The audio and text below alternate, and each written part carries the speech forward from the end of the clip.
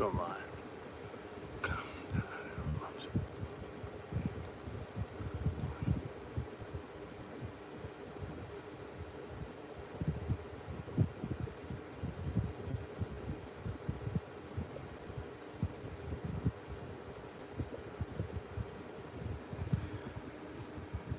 Okay. I'm about ready. How is everybody? Sister Brooke, how is everyone?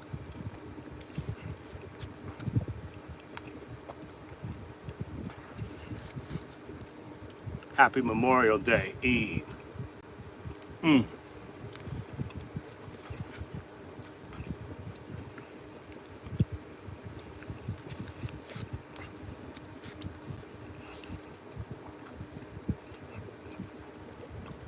spite of Bensonhurst, I like Italian ice.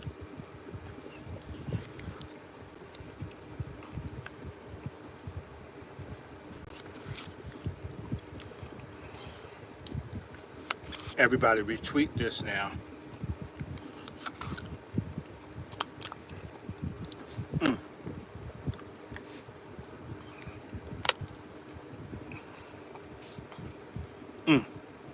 Just dropped Sister Keisha home. How's her husband doing? How's Mr. Foster doing?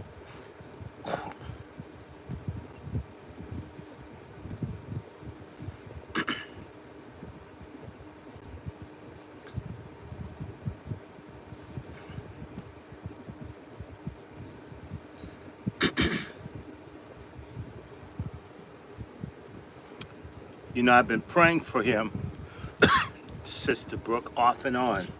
Just praying, asking God to touch Mr. Forrester. He's a grandfather. We need him. Keisha's been through a lot. That would just about break her. She's a strong woman. She's a beautiful, intelligent woman. But she needs a man to be with her, and she wants him, and she's a good woman. They love each other. And I've been praying off and on for him. Just tell her, been praying repeatedly. Gonna pray some more that God cover him. He's a good man. All the jokes aside, I mentioned him in sermon yesterday. God's working, we just pray. Hello, everybody.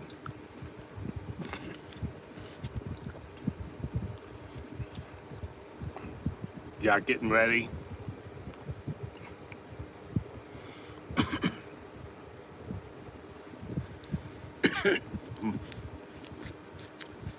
Let me just tell you.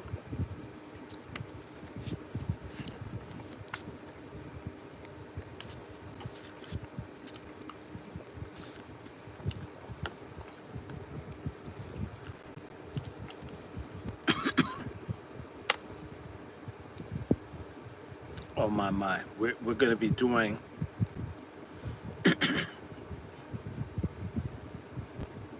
lives here. I'm ready to go live on X. I'm on Kuna Bomber.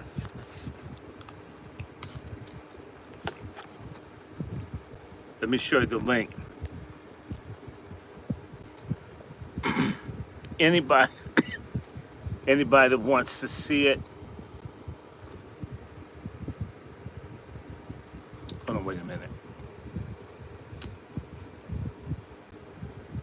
I'm on Kuna Bomber. We're gonna be on Twitter. Kuna Bomber, Coona Bomber. Let me send you, for people that want to follow one of my many Twitter pages, in case I have so many, because they take my stuff down. But we'll be able to interact a little bit Kuna Bomber.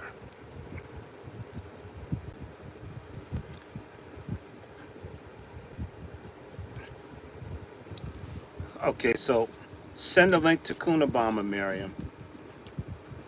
I'm ready.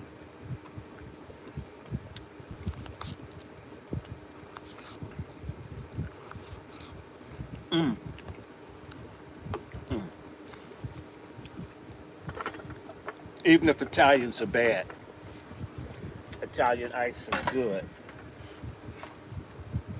That was cold. Even if Italians are bad, Italian ice is good. No.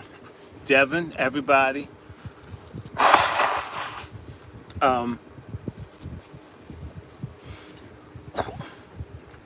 We're going to get busy. And what we got to do, we got a lot to get done. So, Sister Nikki, the God, and other people, we got to have this conversation. You had an Italian ice today? My God. As long as you didn't have an Italian, just the ice. Just the ice. Now let me see. Star Thompson. Thanks. Now, how do I get to her thing? Miriam, where is the link so we can get this moving?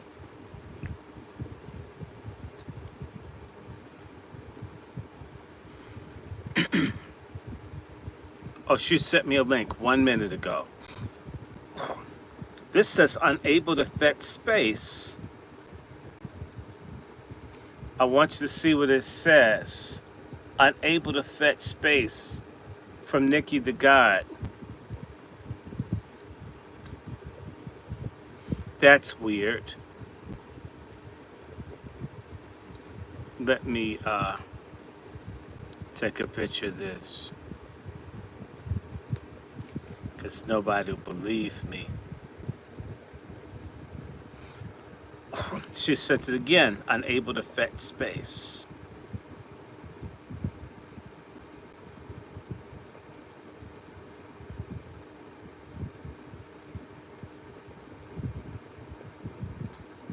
We'll be off in a second. This is, yeah, I just need to know how they do.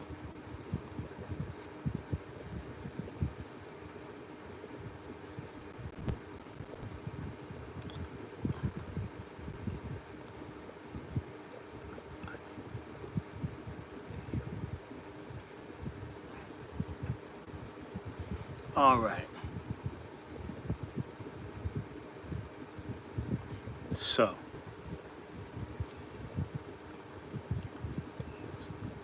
okay. I'm trying to figure out what's going on with Nikki.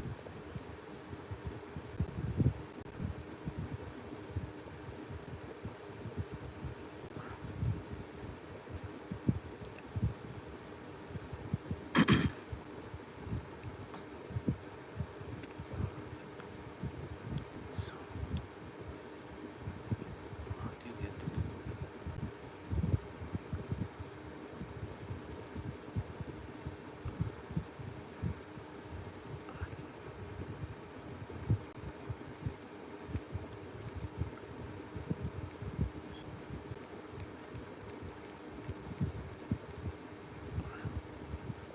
Where is Nikki? I can't find the space. Okay, Miriam, we got all these people here. I can start a space if she can't. We do whatever we have to do. I don't really care. But we need to get busy.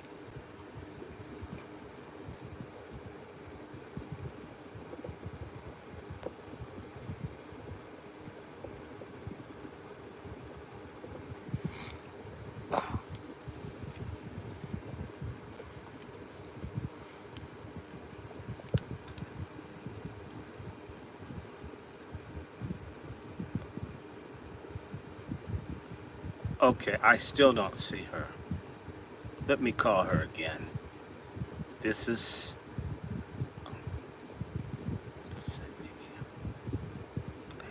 I can't get you.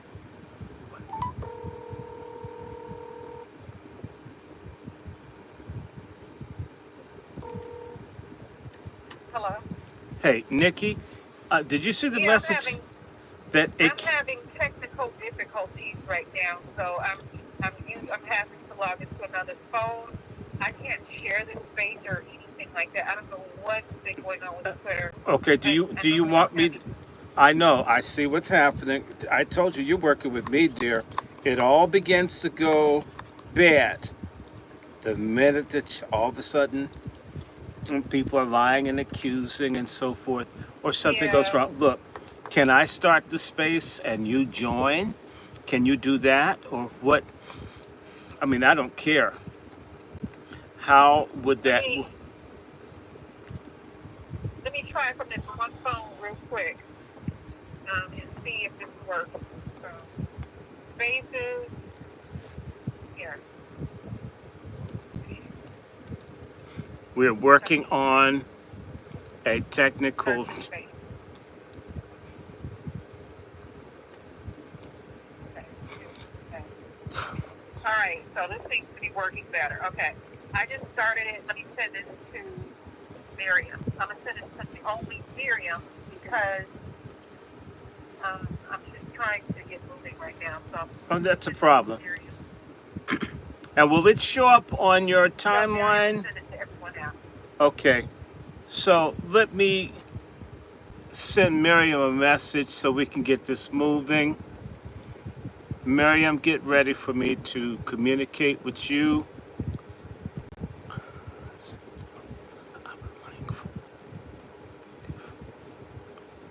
Okay.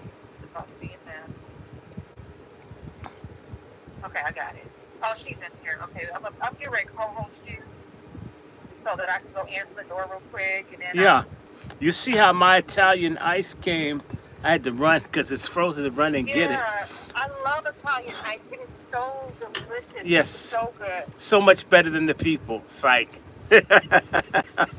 I just sent you a tell her I just sent her a co-host invite, and Miriam, I need her to, you got a co-host invite, Miriam. and I need her to send the space to some people because I got to answer my door. Okay, Miriam, she needs you to send the space out to people And I sent her a co-host invite that she didn't accept. that she did not accept. Yeah, tell her that she got a co-host invite. Okay, well, I'm communicating with her. I don't know is if she can hear me. So sorry about that. I told you That's okay. some That's people. okay. I was talking to two people at once. Oh, okay. I was talking to two people at one time. Okay, no, no, no, Sorry about no, that, no, Doc. no worries, no worries. I just want to know what I'm supposed to do. We'll send it to you. Oh, come on.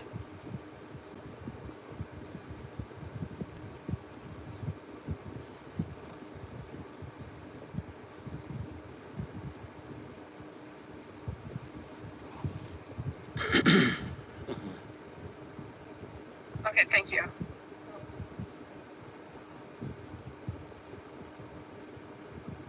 Okay, I got my lemon ice now. Now we in the business. I had to get me a lemon ice as soon as I saw you had that. I'm Yeah, I getting just did. greedy. I just did two I'm actually mangoes. losing weight, but I am being so greedy. So I'm Okay, like I'm gain here. another 2 pounds.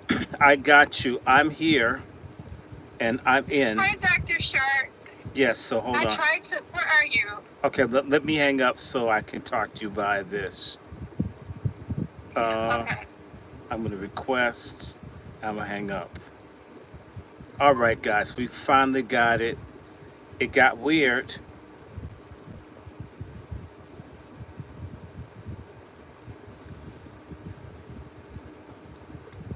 Okay. White Jesus loves you. We're ready. We're ready. We're ready. Here we go. I can't. Okay. Can you hear me? Sister Nikki, Sister Miriam, you got a co-host invite. Did she accept it? I don't know if she can hear me, but anybody, Miriam, add it. Okay. Anybody that wants to be in the Twitter space, understand it's going to be a tight space. You can come to Kuna Bomber and Twitter. Can't guarantee you everybody's going to chat, but we'll do what we can. Okay. And the volume is super low. Hold on. Here. Let me turn it up. Mine is, I've got my volume all the way up. Oh man, I can't believe this is. Yeah, so it's my phone. I'm just trying to figure out if there's anything else playing in the background. Let me close everything up. I think there was a YouTube video going. Can y'all hear me? I hear you perfectly. Now, what about Miriam? They have her as a listener. I'm trying to send her a request. I'm not sure why it won't. You're allowed up to 2 co-hosts. To add this person, remove 1 co-host. Oh my God. Well, you can remove me for a moment. No, it's just something wrong with Twitter right now. It's definitely something wrong with Twitter right now. It's not allowing me to co-host, and I kind of need her to right now. Are you a T-Mobile customer? Oh no, I'm AT&T, buddy. And so this is Twitter that's been acting up for me lately. Okay, Did you leave all the way out to space and close up your app and come back? Leave all the way out, Miriam. If she can hear you. Close up your app and come back. Okay, so we're in Kuna Bomber. I'm telling her to. We're in Kuna Bomber. Co-host because it allowed me to co-host him. Hello, everybody. Welcome. Okay. Miriam just sent me a message. Miriam says it's not allowing her to accept it. Okay, I'm going to unco-host you and see if that helps. Yes. At all. I hate that this is No. happening. You may have to. I can't hardly hear anyone anywhere. Oh, okay. Well, maybe you should just start the space all over again. What did you title the space? I should just start it all over again because I don't know what's going on. I'm going to start it over again on my iPhone. Hopefully y'all all will come back in. Okay. Restart this on my iPhone. Peace. So, is it the same account? Okay. Okay, everybody. They're just giving some difficulty. If you are a T-Mobile customer, they've had problems. Anyway, thank you one and all for checking in today. We do the best that we can with this. Sister Star, Sister Devon, Brother Mark, Sister Aja, all those people. Thanks.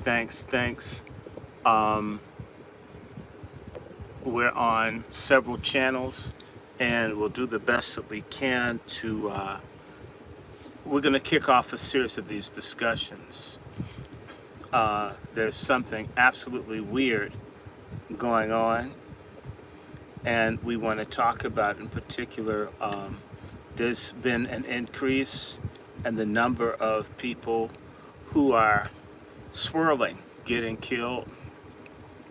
And I'm going to just say so you'll understand, I don't lie to anybody about heritage. My heritage is so heavily mixed. But, whatever, to me, black isn't a color. It's not even a degree of how much white or whatever else you are. It's how you ideologically feel about the people who are called black or colored or freedmen or Negro or whatever, who have been in this country time immemorial, and people who are brought over from Africa, and Moors and European people and all the mixes they're in. Okay, some people like me have some, Peruvian and Mesoamerican ancestry and other things, but ultimately, the way I see the world, I see it as a black American, right? I'm very comfortable with that. I don't wish to change. I'm not trying to change. And I'm quite happy with that. But not everybody is. And all of that to say, A lot of my ancestors are all kinds married, all kinds of people, this, that, and the other. But anybody that understands that knows that regardless of when it happened or otherwise, when I do genealogical research, sex across the color line comes with great consequences. It's not like it's value neutral. And if you run around, I'm speaking to my crew now, if you're involved with people and other ethnic groups with the amount of hatred that's focused towards Black Americans, male in particular, with a white woman being at the apex of where the hate comes from, you should not be surprised at what happens to you. Sister Keisha, love you, my dear, praying for you, praying repeatedly for the recovery of your husband. We need him. When I was talking to God about you, it's a sidebar, people. I was saying, God, how can you let so many people and one person's family transition? And it's like almost the only person they have left other than their children and grandchildren. You got to let this one stay. Just for what? You've lost like almost 3 dozen family, maybe 4 dozen people have passed. I mean, let her keep her husband. The children need a dad, a grandfather, a great-grandfather. He's nice. He ain't beating her, not cheating on her, not fagging on her. I mean, why does he have to be sick like this? So, I asked, tell me something. The feeling I got is it's going to be all right. So, I'm not a doctor. I haven't asked you, Sister Keisha, but when I prayed the other day, I felt like it was going to work out. I feel like it's going to work out. I'm believing that things are going to work out for you. You matter. I loved you first time I saw you. You're a beautiful person. I'll tell anybody that. Anywhere I go, anyone that knows me, if we talk long enough, if we talk about New York, I talk about Sister Keisha in Brooklyn. What a good sister, what a righteous sister, how lucky one is to meet someone like you. And I can't imagine what it would be like for you to not have the person that matters around. He's a nice man. He's a sweet man, a strong man, a no bullshit man, a pillar. And when you take something like that from a family, you can almost destroy a family. Moving one person, it's like a house of straws or cards. You have a real strong partner. If you pull that out, it could make a lot of things that were stable fall apart. So that was my prayer. Remember them. Remember all the good stuff. The young people. Remember the bike rides, the self-protection training, people learning about nutrition, a United Africa movement that families always doing. Don't let them lose. Don't let the circle get broken. So that was my prayer for you. And I'm going to keep praying until I hear he's home. So it matters to me. His support for all the stuff you do, thorough black talk, straight black pride. You could have married an asshole man that fought you all the time.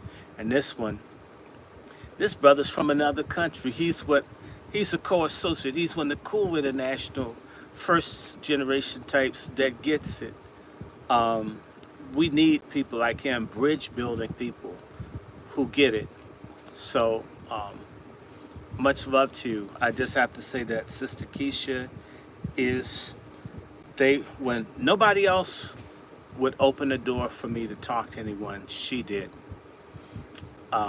She did that for me. Nobody else did it. Nobody but her.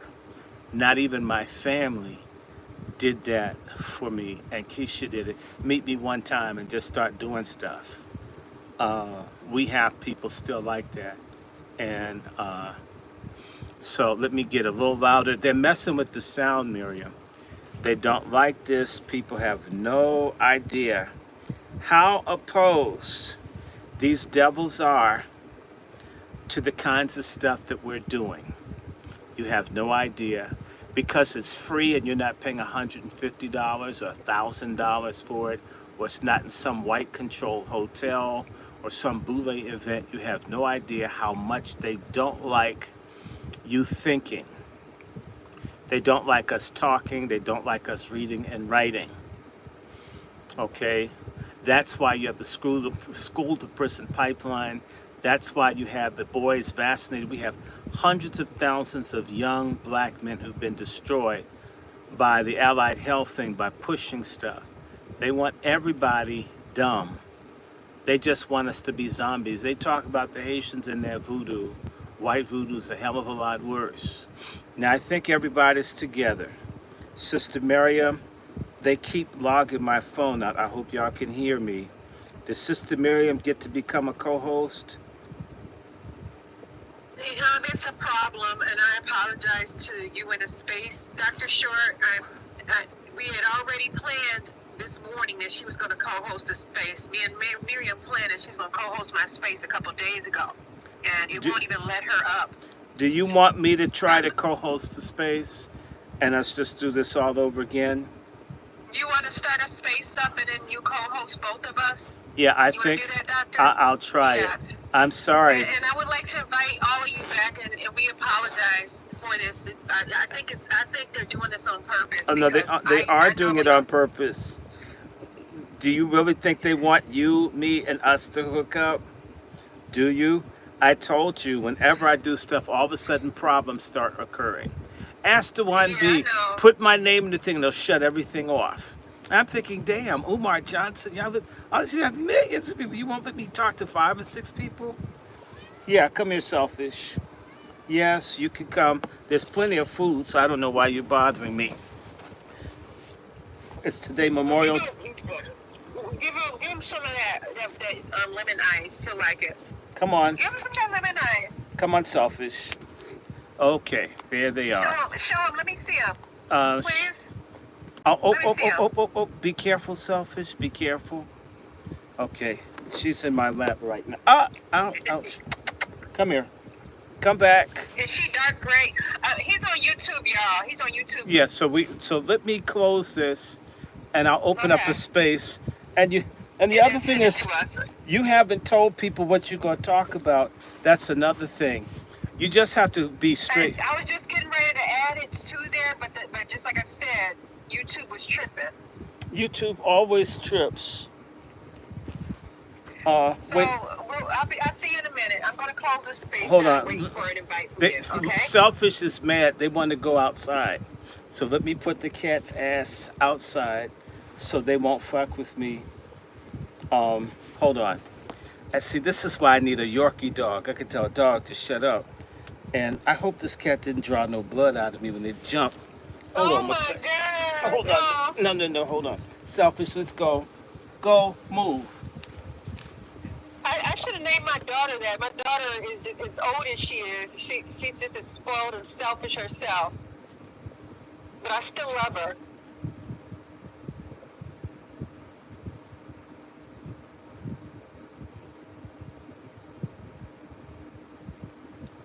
Y'all say a prayer for Dr. Short. He just got scratched by the cat.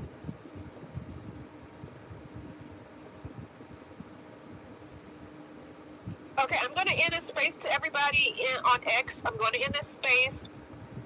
Watch my page. I'll be putting up a notification for when he comes on. I'll put that on my page. Thank you so much, y'all.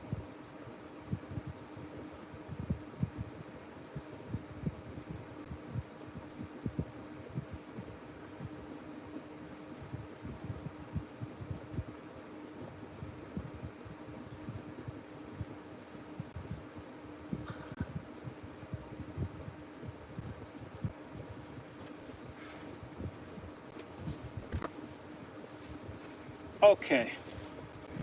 Oh, God. Okay. Let's try this again. Whew. Okay. I'm going to start the space.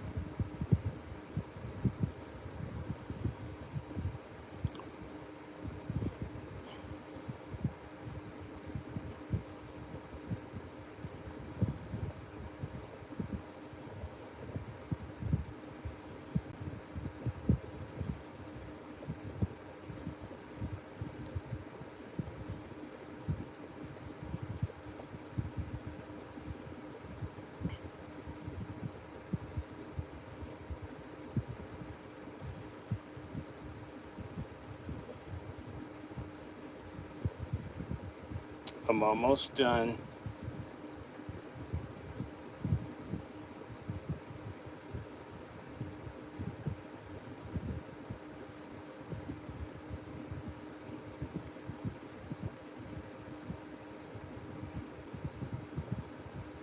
Okay, I'm sending a link up on my page.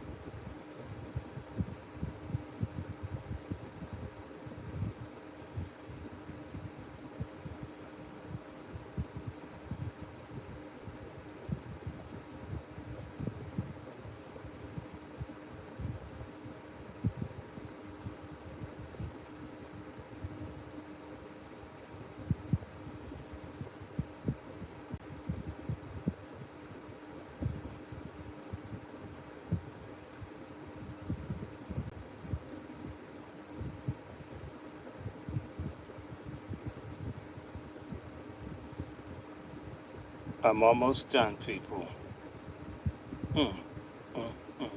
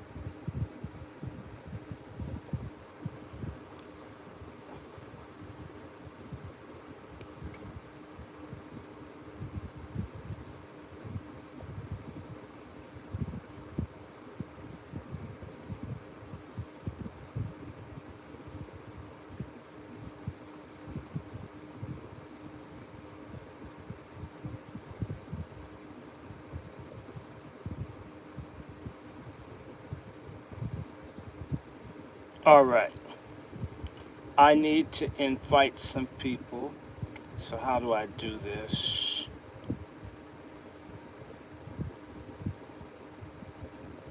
I want to invite co-host. 1, 2.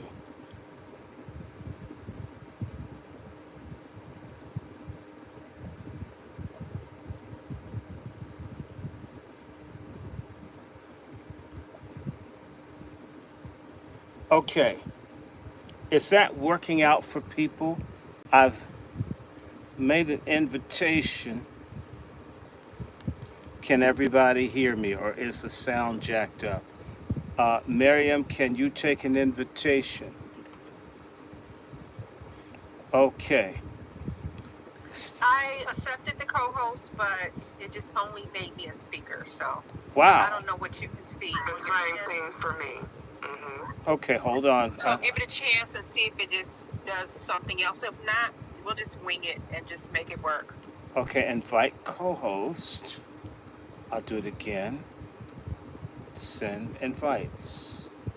No, Twitter's haven't been having a problem lately, so I think we'll just, people will know that. Well, you just say that we're just the co-host. People will know. It is what it is. Okay. People are coming to see.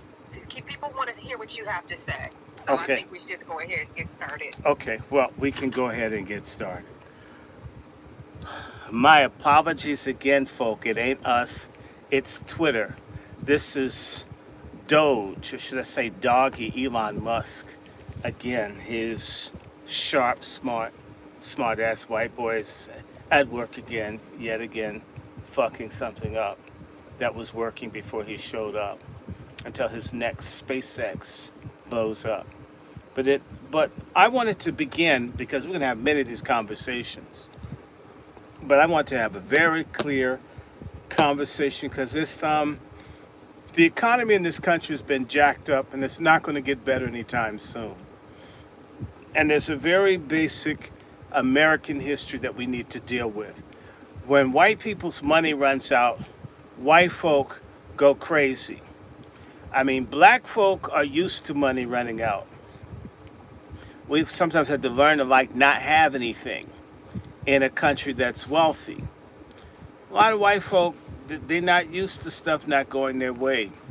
So a white person that's doing really great can be liberal and loving and generous and giving, post-racial, interracial, love everybody, but let their money get jacked up and they get strange real fast. We're talking about white men losing a job and killing his whole family when he loses his job. Black folk lose jobs, get evicted and stuff all the time. It happened to them. They got to hurt somebody. And they may not wait to get to a school or a supermarket to shoot a black person. But if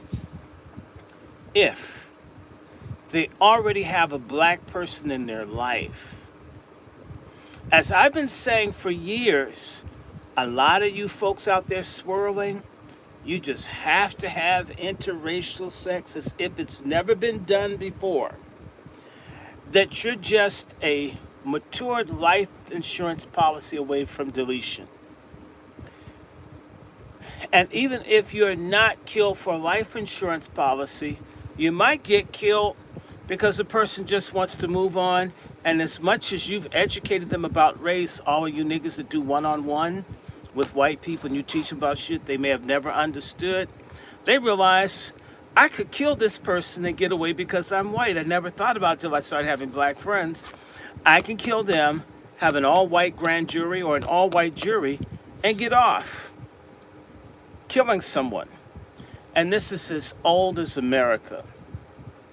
And the thing that isn't old is the crass stupidity, in particular of swirler, black men and women. But I want to focus in on dumbass black men.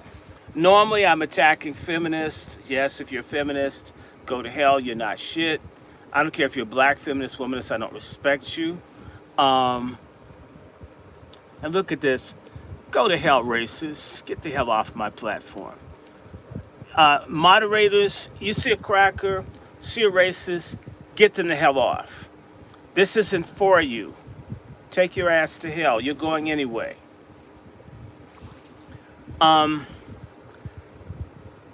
You dumbass black men that think everything, the universe revolves around your dick.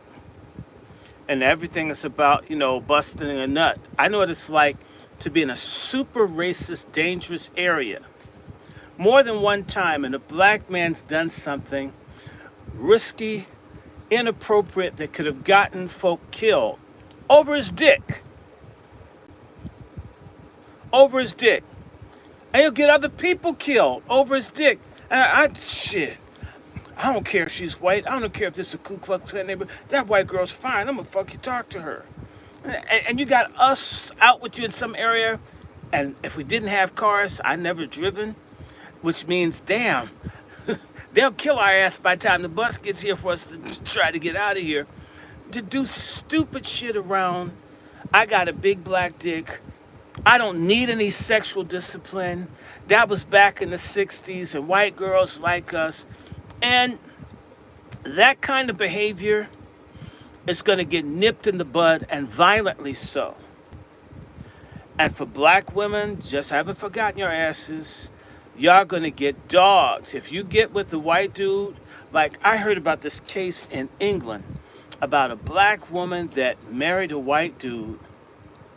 And the white dude told her he wasn't racist, and he married her just so he could poison and kill her. Now, he just wanted to kill a black person, so he got close, acted nice. It was a long game of seduction. And then he killed her. Made her drink poison. Like the black boy who went on some field trip in California, and he's drowned and all the white people live.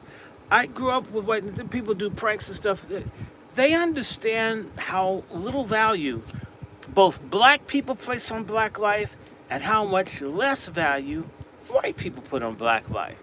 You can make someone mad, make a comment, say something, and that person, when they're broke and mad, can decide to get rid of you And they know if you go to the courts, you go to the court, you're a black man against a white woman, I don't care what she's done. That court's more than likely going to rule against you as a black man. If you go to court against a black woman, black men divorce, almost always, no matter what, the court's going to rule against you. In fact, I'm going to say this. Black men are the biggest bitches of any demographic group. Why? Because black men refuse to coalesce. They refuse to come together. They refuse. They're going to be rugged individuals in a country where we're outnumbered, outgunned. People have more money, and they fucking hate us, and they unified their hatred of us, and we don't need each other. I'm just so big and bad. I go to the gym. I run 10, 20 miles. That's fucking retarded, because they can bring 20 people out to take you out. But black men don't think that. In fact, as a people, we think we're a bunch of individuals that won't be accepted by white people instead of being an ethnic group that's a separate and distinct people. That's the way you're treated by them, and we refuse to embrace, damn, we're separate people. The Kerner Commission study says a nation that's black and white, separate and unequal, and we walk around pretending, oh, well, just a little bit of time, we're going to become part of the white nation. That's a goddamn lie. And if having sex with white people would make us free, you have to explain to me why roughly 20% of the people enslaved in this country had white parents. Just saying. So it's stupid, and you're going to see a lot of black men get destroyed. And let's just, for honesty's sake, let's also acknowledge that the same rule applies.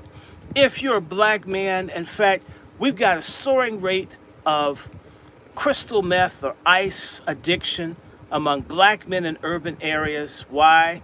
They're messing with white gay men who want to experiment and see a black man get high. And when they go on the little phone, the little code language is, if you want to hook up with this white guy, he seems kind of liberal, he's got a Nelson Mandela picture in this room, whatever, or Martin Luther King picture, and so, it can have some hot interracial sex. And the white guys, they drink different sorts of coffees and teas, unlike black dudes that just drink Lipton. Whatever fucking excuse black sodomites make to swirl. Or black men don't read books, black men don't travel, black men are shallow, white men have more spirituality, they listen to class. I went to hear all this stupid shit from black male and female gays. However, you're still black. And like the little black dude who impressed me, nice looking black man, we have nice looking people. This black dude probably went on he thought he was gonna have some good, hot, clean, hot, fun sex with white guys. And they left his ass in the desert to die. And he was found dead. Dumbass black gay dude. Just because you could suck a white dick, or you got a bubble butt, or you got a big black cock, a BBC, as they say, you're still a nigger. You're still a nigger with your big black dick. They had big black dicks in slavery. They had big black dicks in Jim Crow. They had big black dicks in Reconstruction. You got a big black dick in your credit red line, a big black dick in housing covenant, big black dick in health disparity, education disparity with your big black dick, mass incarcerated with your big black dick. Damn, Dr. Short. Your big black dick, if it was the solution to every fucking thing, why aren't we free with your big black dick? Why do people come in and murder us in our communities? Why do we have tens of thousands of missing women? Why do we have hundreds of thousands of children stolen from us by Child and Family Services? Right. Why are neighborhoods crumbling? Why do illegals come and take and do all the skilled jobs that we used to do? And you've got big black dicks and you're fucking white women and white men now. I'm not impressed. Fuck you. And when you get killed swirling, Don't look to me to give to your damn crowdfunding thing posthumously. If a white man's ass to drink your white man's semen is worth dying for, then motherfucker die on that sodomite hill. If white pussy is worth dying for, then you die on the cave cooch hill. Don't come running to us. I don't want to be involved. It isn't. It is not a black man who's married to a white woman that's become part of the black community. As I said, my grandfathers who fought in the Civil War in both the United States Colored Troops and in the United States Army, when there was no colored troop for them to be in, so they went in as white people, fought as whites, and when there was a chance to be with black men, they joined the colored army. Some of them were married to people who were nominally black or white. My great-grandmother 3 generations ago is a woman from Germany. It doesn't make me feel special. I'm glad I look like a black American. But I had 2 great-grandfathers, one named Basil Kelly and another one named Theodore Lancaster. Basil Kelly went into the Union Army at the age of 61. My other grandfather went into the Union Army, and these people could pass for white, at the age of 65 to fight for black freedom. So I'm not tripping off of light skin or mixed marriages where people become part of the community and serve the community. But these people that make these kids who identify more with whites and they hate black people like Obama, we don't need any more kids like that. To hell with that. And I'm going to say this. Same black men that are abortion clinic getaway drivers that take their black women to kill their babies have kids with white women because they want the half-white kids. They'd rather be fathers to them than wholly black kids. You guys aren't shit. When you go into court, you lose. Back to the gay shit. Someone mentioned Ed Buckner, the white dude who was drugging black men and killing them. And he's a big Democratic Party donor. He killed maybe 3-4 black men. And they didn't want to prosecute him. They have the right to kill us. They do. A de facto, not de jure. De jure means the law. De facto means what is. By fact, they have a license to kill us. That includes white women. And so, you stupid ass black men with your big asses, your bubble butts that white men like because they don't have asses either most of the time. A lot of black men in particular, they keep talking about all the transsexuals. Don't you realize that it's rogue white cops and other people that kill black sex workers and they disappear?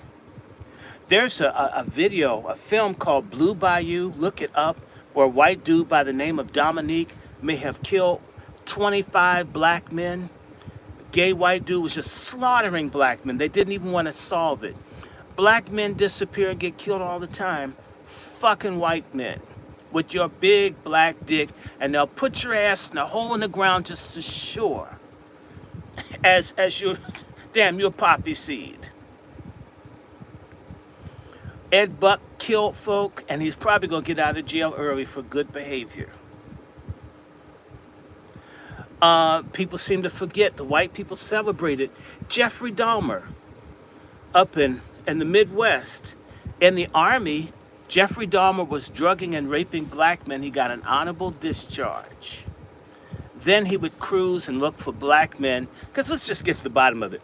Black men, you fuckers that follow Malachi York and other people, y'all talk a good game. But when the lights go out, if a white dude's got some paper, you guys that have no moral principles, y'all will screw and fuck and suck just about anybody. Any race, because black men have become hoes. We're the biggest fucking holes on the planet. We don't care where we put our sperm or our seed. We don't care what happens with the progeny. I'm talking about a good 50% of y'all. And then y'all choose to get with white. And then when I, then when I get with a white woman or a white man and some shit goes wrong, help me, help me. No, help yourself. Everyone says, oh, you're lynching, Emmett Till. Well, what did you fucking learn from it? Nothing. So, right? Need a white in your bed? Get a bullet in your head. Am I saying every white person? No. Am I saying many white people? Yes. Give you another example. It happened in Illinois a few years ago. I think it's Joliet, Illinois, where some stupid ass black dudes thought that they're gonna get to smoke some weed and play video games and fuck white girls. And the white girls had the black guys come over, drug them, had their white boyfriends kill them, and the white people had sex on top of their dead black bodies with their big fat black dicks. Dumb motherfuckers. And you know what? The courts didn't even really want to punish them. Well, they were young. Their lives are ahead of them. Stupid. So the economy is bad. Whenever the economy gets bad, whites start killing black people. That's American history. And the closer you are, typically who gets murdered? The people that are closest to you kill the people that are closest to them. Fact. So, and white men lead what? White men lead in one case of murder called familicide. White men are more likely to kill their whole family, multiple members, than any other group of men. So they will kill everybody. And you know what? All they have to do is go to court and say, I feel remorse. I'm sorry I killed a nigger. Oh, he's a great person. Look at how he's growing. He's been... This is why when these little fuckers write in when I'm giving my sermon and talk about forgiveness, what white people mean by forgiveness is impunity. Accept the fact that we do what the fuck we want. That's what they mean by forgiveness. Forgiveness for me means I'm going to stop doing the shit that was wrong to you. And you're going to not want to you're going to allow me to change the way that I've treated you. For them means forget about whatever I've done to you because I'm going to do it again and get used to it. That's what forgiveness means to them. And I don't care who, everything shows that what I've said is the truth.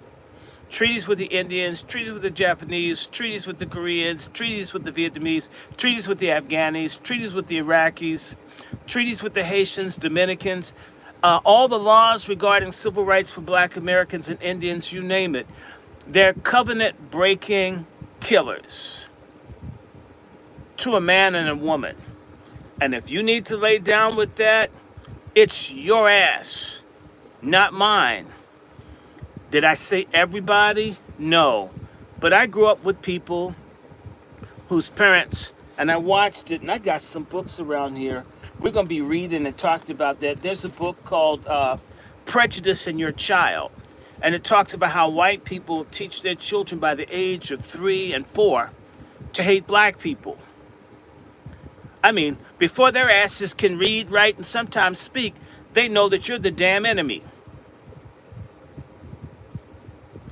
And sometimes they go through phases where they decide, I'm going to rebel against my parents. You know what? I know how to make my parents mad. I'm going to get a black boyfriend. That'll just that'll just make my dad lose it. Just a black person, no matter how nice he is, no matter how clean, decent, respectful, that would just send my parents off. It'll upset my mother. And when that shit gets old, I can go back to being white. The same white people that were hippies and marched for civil rights in the 60s, early 70s, became yuppies for gentrification, the destruction of black communities, pushing for Planned Parenthood to destroy us as a people, supporting the illegals coming in the country to replace us. Same damn people. Same Karens and shit you see attacking people that are in their 60s and 70s and 60s, 70s, 80s. Those were the hippies that were talking about peace and how they marched with Martin Luther King. And that was in. It was a fad. Hey, I don't hate black people. Now, hating black people's a fad. They joined it. When the Ku Klux Klan was in, 5 million white men were fully dues-paying members of the Klan. Newspapers. The Ku Klux Klan had radio stations, radio shows, records, movies, newspapers. For several years, just hating black people was the biggest thing in America. That didn't just go away, people. For me, I remember going to the store and there used to be candies called nigger toes. It ceased to be as cool, so they changed the names. There used to be nigger hair stuff, then it became bigger hair. All this stuff sort of changed. Some of y'all asses haven't seen. All that stuff is going under the surface of what this country really is. But when white folks, all you gotta do is mess with their money. Mess with white folk money, white folks start killing family members. They'll kill a white person that matters to them. Damn, you just roadkill. You're already dead just by your skin color, your melanin count. Your melanin count, you're nobody. So, back to people like Jeffrey Dahmer eating black people, and he's not the only one. Just like the white man in Massachusetts, they checked his grill and they found the remains of burnt up black women. Not that we don't have black serial killers, we do. We had a strangler in Cincinnati. We had a strangler in Cleveland. We had a strangler in Miami, black men that were mass killing black women. We have tens of thousands of missing black women. We had the Green River Killer, white dude killing black women, killing all kinds of women. Black women get killed all the time, and black men get killed too.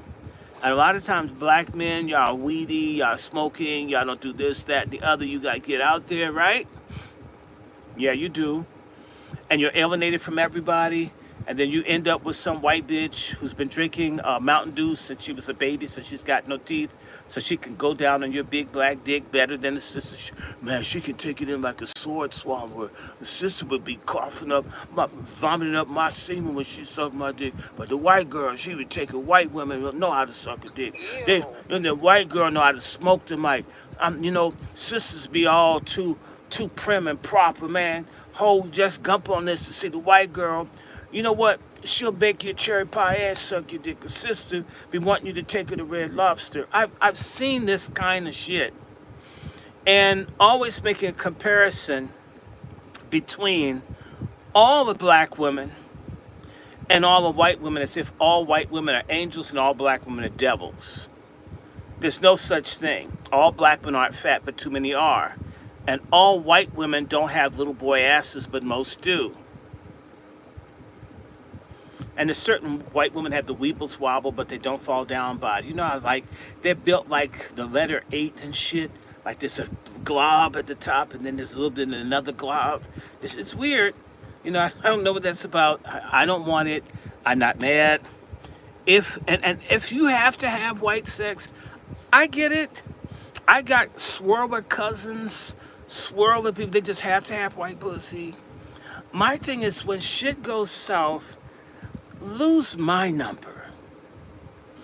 Lose my email.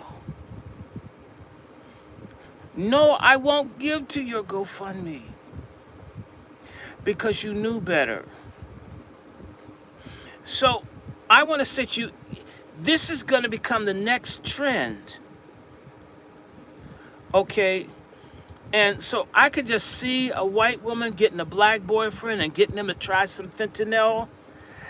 Because they have these weird sex things that white people like to do. Like, they like to use drugs and nearly die and then get resuscitated with Narcan. Except what they probably do, the black person's let them overdose and then run. Oh, I can't find the Narcan. Let's call 911. Let's call 911. Let's call. Oh, it's so terrible. I loved him. And get paid off his ass dying. People do this shit. You know, I'm not here preaching hatred against anybody. I was raised in part by a white family. I know that my head grew up on a white woman's titty. It felt good too. And so I'm not walking around here telling you to hate anybody. But I want to say to you that the husband of the woman that helped raise me absolutely hated my guts because I was black. And he's trying to teach his kids the opposite of what the mother's saying. Love Steve and Randy. And this dude is saying, hate them. They're black. Why do you deal with them? Why do you, right? This dude hated us.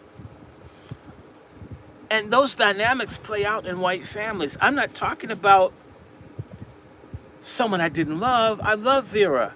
Vera helped me. Vera combed my hair. Vera changed my diapers. Vera rocked me in her arms. I love Vera. I think about Vera. I love Misha and Leela. They were my brother and sister. But their father absolutely hated us for being black. And there's nothing that we could ever do to win him over. He was like white America, even though he was from Russia. Okay? I'm just telling you. When you get into some of these white family situations, everybody doesn't like you. Everybody didn't sign in for you. Some of them did. And I'll tell you something. If it comes down to you and the white family member that they came up with, most of the time, you're going to stick with your family. You're supposed to do that. You're the odd nigga out. And I'm not even asking them to love anybody. I'm saying, you hating yourself, you being a self-hating nigga, you're the problem. Now let's just talk about this. I gotta go in the area because Black Lives Matter, people like Don Woman or Don Lemon, Cory Booker, Fag Jeffries. That's my name, Keisha. Fag Jeffries. All of these black dudes that run with white men, if you ever really study, in fact, I got one of my books here. I'm gonna hold it up. We're gonna read out of this. Y'all want me to read out of this book? This is one of my family classics. We got multiple copies. It's called Sexual Life Between Blacks and Whites by Beth Day. I think that's Beth is the first name. And I came up, Beth Day. Sexual Life Between Blacks and Whites, The Roots of Racism. This is a book I grew up with. This has been in our family for 45 years. No, longer. I think we've had these books for 50 years. And I'm going to read from this. In fact, I may do it after we do this thing on Twitter, because I know these ladies are going to have to go to sleep. They need their beauty rest, and they're beautiful too. But I'm going to read from this because we're going to be talking about it, because there's another issue, but let me just deal with this sex thing. Gay people have their own language. I'm not picking on gay folks. Again, I would tell everybody, I don't hate nobody. I would tell anybody that my gay great aunt saved my grandfather from a lynch mob. I'm here because my bulldagger aunt was a brave ass woman. I love my bulldagger aunt that looked like a black Dick Van Dyke. Okay? I do. I don't have to agree with how she lived. She saved my grandfather. I got a life because of a lesbian. So I don't walk around and say, ooh, kill gay people. No. That's not what I'm trying to say. What I'm trying to say is that white homosexuals are for white people. Black homosexuals are for white people. What's wrong with that damn picture? Latino homosexuals are for Latino people. Oriental, Southwest Asian, all of them are for their people. Except for our pussy-licking, dick-sucking sexual minorities. The motherfuckers are off base, not just sexually, but you don't have your priorities in order. This is why y'all don't like James Baldwin. And you like that pedophile rapist, Bayard Rustin. Okay, I said it. I like James Baldwin. I do not like Bayard Rustin, because Bayard Rustin was a gay first. He put being a sodomite ahead of being black. James Baldwin says I'm black and what I do in private is my business. What more can I expect of any human being but to demand the right to their privacy? How they live is how they live. I can disagree as a Christian, which I do, but ultimately respect their preference, as long as you're not messing with kids and you're not a predator. So I'm down for Baldwin. But the problem is our gays ain't like Baldwin anymore. They're basically dick-sucking and pussy-licking Benedict Arnolds. You guys are sexuality traitors, sexuality coons. And you guys prioritize. You're down with the illegals. You're down with everything. And you're against the community as if there's some separate black gay community when the white sodomites, the white gays don't share none of the monies and all that corporate shit for Pride Month. That shit doesn't touch the black gays. Y'all don't get it. Y'all don't get the good medications and shit to fight all the STDs you get out there sex working. No, you don't. You're under what I call queer crow. There's more racism among white gays against black homosexuals than any other community. Fact. And so they get turned out. And when the black folks, like in places like Mississippi, where a huge number of black men in Jackson, Mississippi are dying from AIDS, are white gays sending money to save black gays? You're out of your damn mind. They don't do it. And this is the thing I'm going to say about little black gay motherfuckers. You guys, when you get into trouble, you come back to the same community that you trashed for being homophobic and everything else. And we're supposed to save your faggot asses. And yet you work to tear the community down with other people. I mean, it's a fucking deal breaker. It's non-negotiable. No matter who you screw, you should be for your own people. And that's why I want to talk about this issue of sexual delineation. No matter who you screw, you're supposed to be for your racial crew.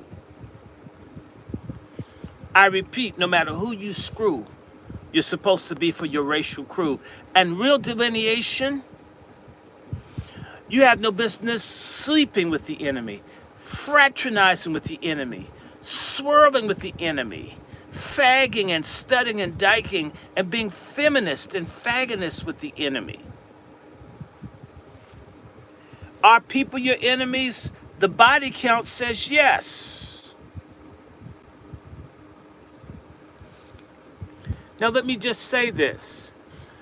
The gay folks have a whole lexicon of words.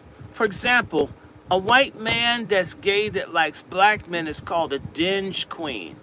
Dinge is another word for shit or mud. So white men that like black men in the gay lexicon is a dinge queen. Oh, they like blacks. That's inferior.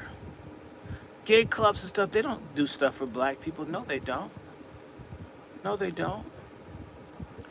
And so I just want to deal with that. Black folk who are gay that think that somehow, because I had a gay dude tell me, I have a new community. In other words, his community was gay people, not black people, even though they were black. I belong to them.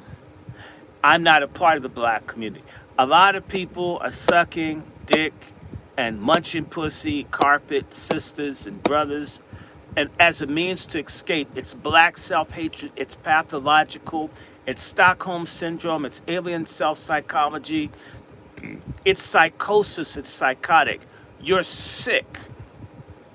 And the same is so for a black man that would die for some run-through bargain basement trailer trash pussy. I said it. And the same thing for a black woman who will bitch about how much money a black man has. He's only making $70,000 a year, and yet you'll fuck a white boy making 15. Oh, you hoes have been found out too. We'll get back to y'all, but I gotta talk to black men. You guys are gonna be the primary victims of the violence that goes around as the economy gets bad. And trust me, if it's not the white woman that shoots and kills you, it'll be her brother, her dad, the cops. There'll be more and more black men destroyed or black men committing suicide. She called me a nigger. Oh my God. And she's been listening to rap music all her life. She's used the word nigger and he's crying. She called me a nigger. Or they're role playing Mandingo or Roots and shit. Call me Miss Ann. Miss Ann, call me Miss Ann again. Say I'm your sex slave. I'm a sex slave, baby. Say you're my sex slave again. That's right. Hey, much as pussy, nigger. I'm gonna tell them. Right. And then black folks role playing, and they're black women too, being called wench and slut and bitch, getting slapped around. I say he loves me, right? What happens when someone says we were just having some rough sex, and I hung this bitch by accident? I really love her. We were married.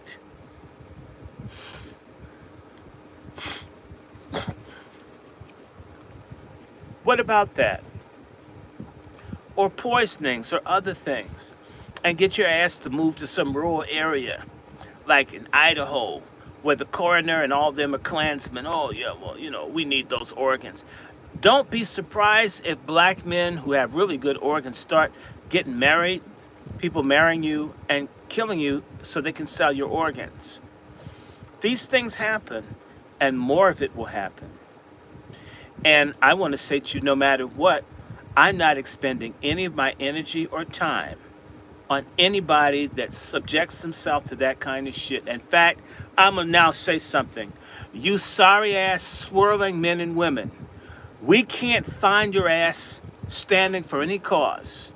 Reparation, healthcare, missing persons, your asses are MIA on every single solitary fucking cause in black America. Because you're selfish, you're self-hating niggas that want to run away from this problem.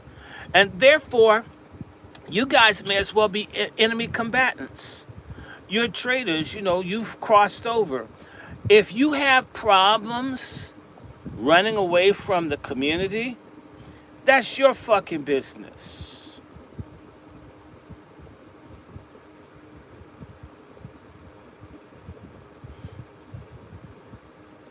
Indeed.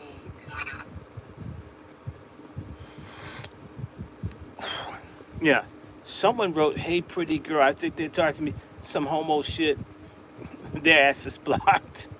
Damn. I think they were African or whatever, but they're gone now. It's some stupid nigga. The name is Bantu Mandinka. No, Mandinka isn't. This is some American nigga that doesn't know. Bantu is a different language group from Mandinka. So that's a black American, a Pan-Africanist asshole. Bantu is one language group. Mandinka are going to be people who speak Nilotic, Afro-Asiatic languages along the Sahel. Motherfucker, get the metaphor right. And if anyone's a faggot, it's you propositioning me and shit. I mean, StreamYard. It should be called Sperm Yard with all these weirdos on here. Well, now his ass is off my channel. Fuck you very much. I don't care. Okay, we need to be delineating. We bitch and complain about tethers.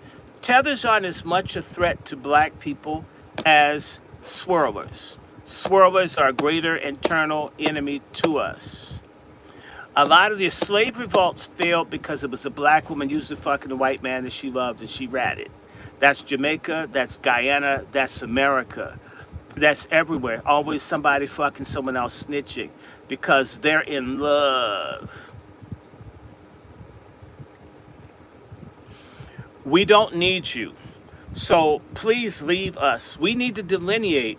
If you can't put the fate and destiny of your people ahead of your dick, some dick control, some self-respect, some clitoris control for you ladies, Y'all deserve what the hell you get when they beat your ass or kill you or take your organs or steal your eggs or take your kids because you put your black ass out there unprotected and you didn't want to have anything to do with us.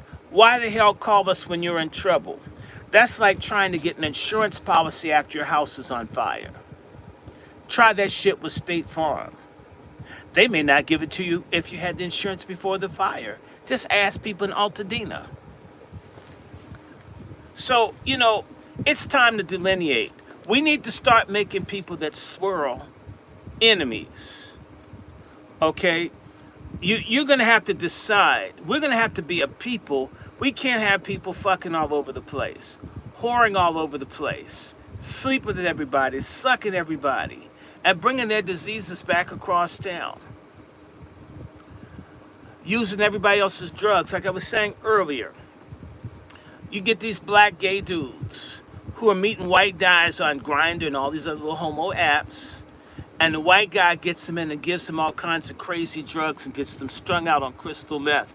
That's why there's so many crazed out, insane black men in New York. They gay. They got these white dudes drugs. The white dudes got them used to it. Then they got them hooked, did all kinds of humiliating shit, made them do stupid ass porn and shit, and threw them away. Typically, once they have AIDS and other shit, then they're of no use to anybody. Black people are disposable to racist white people. Gay ones, straight ones. And by the way, at one point, it may still be the case, 1/3 of the marriages that black women get are to white men in this country. Black women, I know good black men are hard to find, but they're out there. A lot of folks don't try that hard. A lot of folks look for excuses. I've been in situations where black women wouldn't even let you say hi to them. Oh, I can't meet any black men. Just run away from. I'm telling you, at Harvard, the black woman wouldn't make eye contact with black males, so you couldn't speak to them. I'm like, damn. I remember looking in the mirror saying, am I that ugly that you got to cover your face when I come by? Or turn or you run? I look that bad? I don't think I have that unattractive a face. I had other brothers. In fact, the black guys ended up running to white women because the black women wouldn't take them. Everybody was chasing the black men except the black women, the gays, the Asians, the white. Everybody wanted black men except for these stupid ass black feminists. You good black women have the duty to get feminism the fuck out of the black community. The sooner the better. Feminism must be expunged from the lives of black people. I'm not talking about women's rights or justice for women, but this white female supremacy shtick. And see, the white women tell black women kill their babies. They're struggling to have babies for white men. White women tell black women that Lizzo is fine when she's morbidly overweight. And yet white women starve themselves to death to please white men. White women tell black women to do the opposite of what white women do with white men. And dumbass black women are listening. But we want to talk about black men. Black men, the day of worshiping your dick is over. In fact, your dick is going to end up being a noose around your neck, and it's probably big enough to choke you out. In fact, your big black dick has a chokehold around your neck. Now, I got this book, I thank God.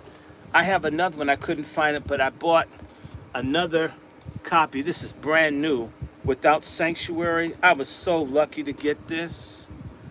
You may have to pay up to $400 to get one. This is a album of just pictures where white folks were making greeting cards and shit out of murdering black men. Don't think that this shit can't come back, but it would be done clandestinely, sold on the dark web. They probably have shit when cops kill people, like when those twins committed, or they said those twins committed suicide in Georgia. I don't know. The people send out pictures everywhere. If you don't think, and this photo and selfie obsessed, that they aren't going to make pictures of dead black people and all and sell it, I assure you that they will. And your ass will end up being merchandised on some dark web Klan website. If white pussy is worth dying for, then it's none of our affair when you get your ass killed. If white dick is worth dying for, if you have to have kids that don't look like folks in your family with 2 black parents, if that is the price of your life, if that's your bucket list to be with someone white because you can't be with nobody black, you hate your mom and your dad and your people, then, you know, you're already dead to us. I'm not asking you to stay because we're not beggars. Being black has worth and value even if you don't see it. In fact, our value goes up when people like you get deleted. When you get the fuck out of our community or someone takes your black ass, self-hating ass out. It's doing us a favor because you're not doing anything to upbuild or upgrade or improve our community. You're here sucking up oxygen, sucking our fucking air, taking our damn energy and wasting it on trivial, whore-ass affairs. And just because it's heterosexual doesn't mean that it's commendable. In fact, you're supposed to like pussy, but you're supposed to like pussy among your own people first. Sisters should have first buyer's option on the dick in your pants, not some trailer bitch. I damn ass mean that. I'm dead ass serious. I know that there are a lot of difficult black women out there. There are many. But white women divorce black men in the same proportion that black women do. They don't stay, guys. It's a lie that white women are more submissive. It's a lie. Some white women are more submissive. You can't uniformly make all white women good or kind or loving or great mothers. You can't do that. You need to start doing some reading, some statistics. And by the way, since black men are such cheap whores, if you've had one big black dick, you've had them all. My friend Patrick, who committed suicide because his fat, dumpy, racist-ass wife decided to cheat on him, the thing that really, really fucked him up, that pushed him over the edge, because he had a fight with her. She tried to shoot him with his gun, and in defending himself, he broke her nose. She was getting fucked by some local nigga down in Missouri. This dude is fucking this white woman with the broken nose. So hungry for some white pussy, he's gonna fuck a woman with 5 or 6 kids of another black man. Black men have no loyalty, you have no tact, no couth, no dignity, no decency. You're full of trash. I'm not saying all, but the type of black dude can't wait to fuck another man's woman, fuck another man's child. We're gonna have to, part of delineation is we need to delineate who you sleep with, and we're also gonna have to have some rules, delineate that pedophilia is off the fucking table for the black community. We're never gonna become a community that embraces pedophilia or pedophiles of any color, in particular starting in our own communities.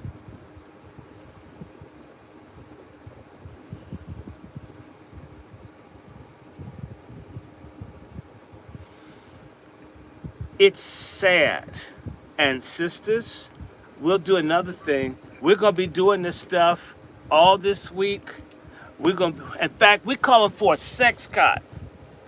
The only way, no more interracial fucking until we get reparations.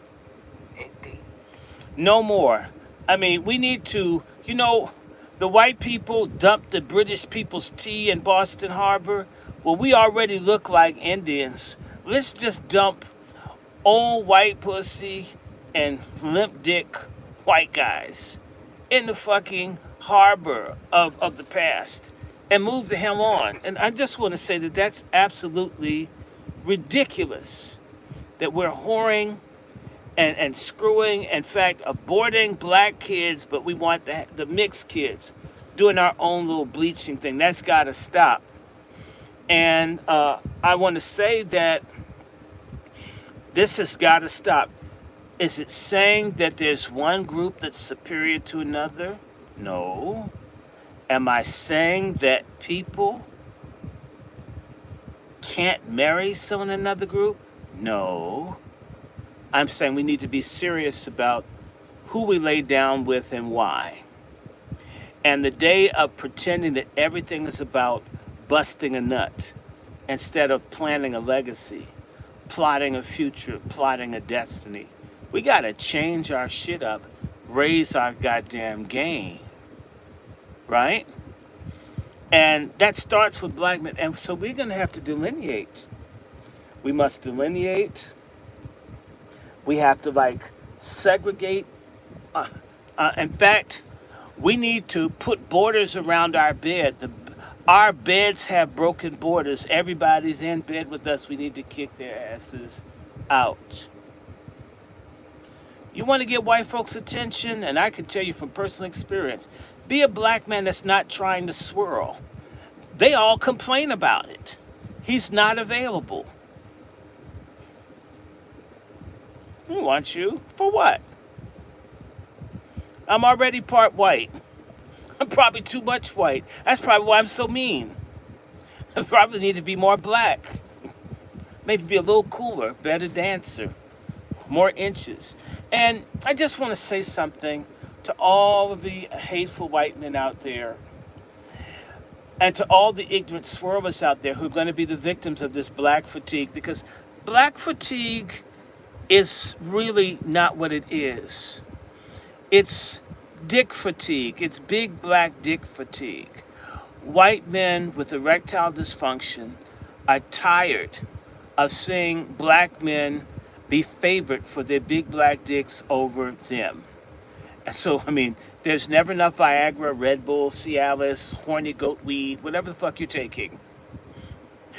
What's the stuff, Redwood?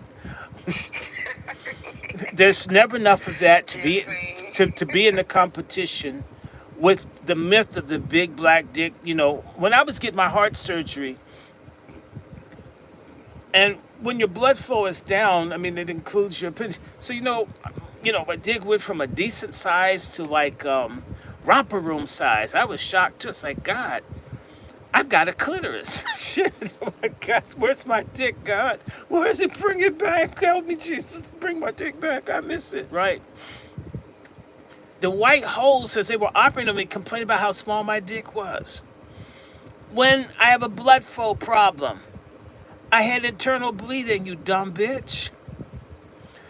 But that was the main thing. I mean, my life is in balance, and they're looking at my dick. And, I mean, it's gotten bigger now. I'm glad. They would have been playing with that shit. Had it been bigger, I would have been getting stroked under sedation and not getting paid. Well, I even remember the Japanese woman giving me a shower. She kept looking.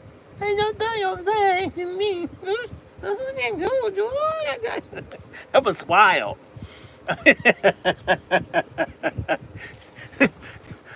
They're tired. It's big black dick fatigue.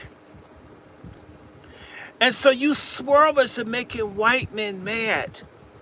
In fact, I'm going to tell you, your spine, your sciatic nerves would be better off if you stopped fucking so many white women.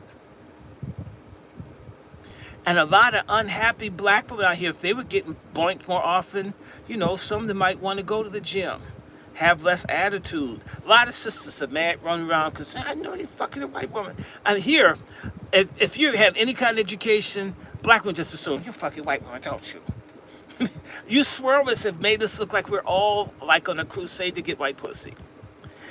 It ain't so. Okay? I had a white woman want to marry me and said, I'm not marrying no white woman. Because someone's going to call me or my kids a nigger at Christmas, and I'm going to be like Freddy Krueger on y'all. And I already know I can't handle that. So, I'm going to help you find a white man. You're going to marry somebody white, and you're going to have you're going to have white kids, and I'm going to have a black family, okay? My grandfather worked very hard, tired of being asked if he was white or Chinese and shit, married someone very dark-skinned. That seems to be a thing in my family for people who did not like, we can accept we part white, we know it, right?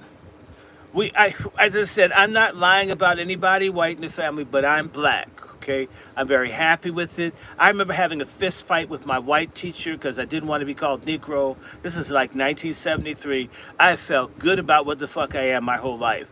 I don't understand self-hating, psychotic, traitor niggas like a lot of you out there. You guys are scum. In fact, some of y'all need to be lynched. Maybe we should get your asses first. In fact, that's how a lot of people get social movements. They punish traitors and swirlers first. It's even in the damn Bible. Nehemiah beat up the swirlers in the book of Nehemiah. That's in the goddamn Bible.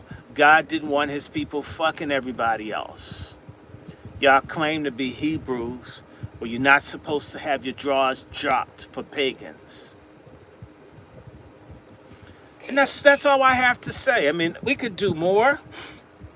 I could actually read some of this book. Y'all want me to do some reading from the sexual relationship between blacks and whites? Let me see. Indeed, we do. That would be great, Doctor. And I wanted to also just add on the fact that we have all these entertainers and athletes, and they're pushing this unhealthy mindset and behavior towards our youth, not knowing that it's not rosy on the other side. You end up being tied in someone's basement or caged up in their garage or drug off somewhere in the forest, and all sorts of heinous things happen when you choose to cross that line and become a swirler.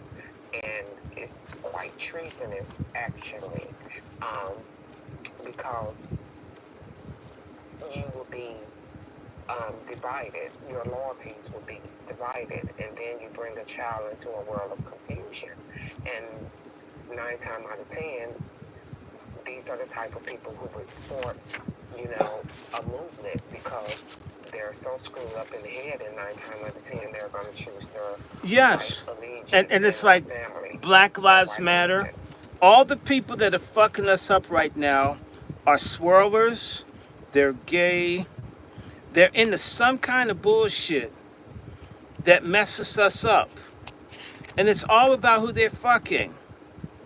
The boulets and the sororities. Yes, they're the either Masons, degenerate all of these sexually people. or either they're into some crazy, so all the little studs in Black Lives Matter with white women. The mayor of D.C. is supposedly into a white woman. Karen Bass is a swirler. Westmore. Wes Moore, his wife is black, but I think he's like Tarzan. He may swing both ways. He smiles too much. His clothes are always tight too. Normal men don't want form-fitting clothes. That's to accent your body so a man can see it. Just saying. Just think about it. And notice how he's doing that gay shit out in Maryland. That's right near over where I am. So don't tell me I'm not hearing this shit.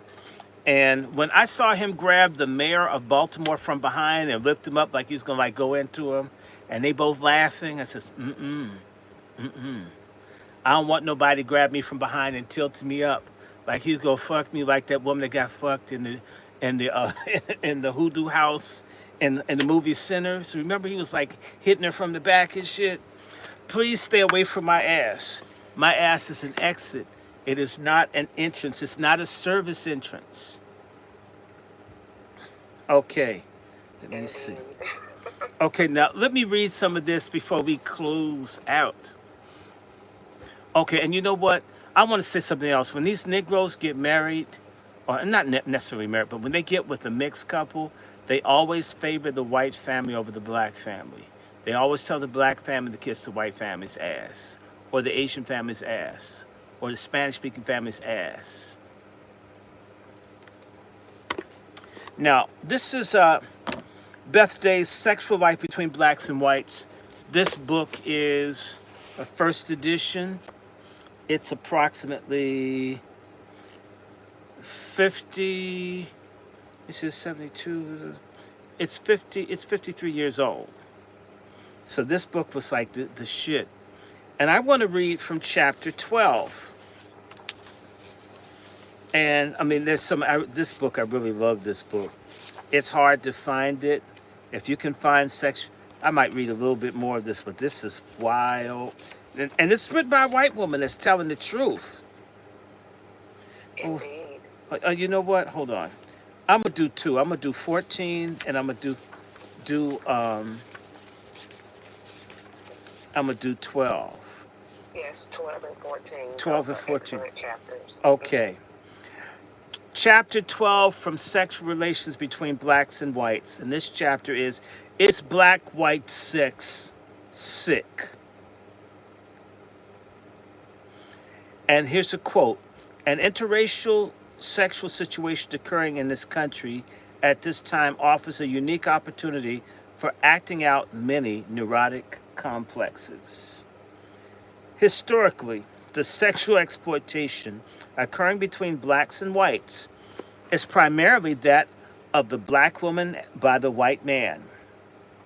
In some areas where wages remain low and the economic leverage is used to gain sexual favors, this picture still obtains, although the black employee, unlike the slave, does have the option to refuse and look for another job.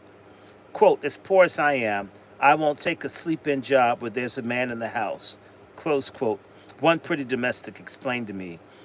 Wherever the black woman has found a means of economic survival without granting sexual favors, she is refusing to be exploited even by her own black men.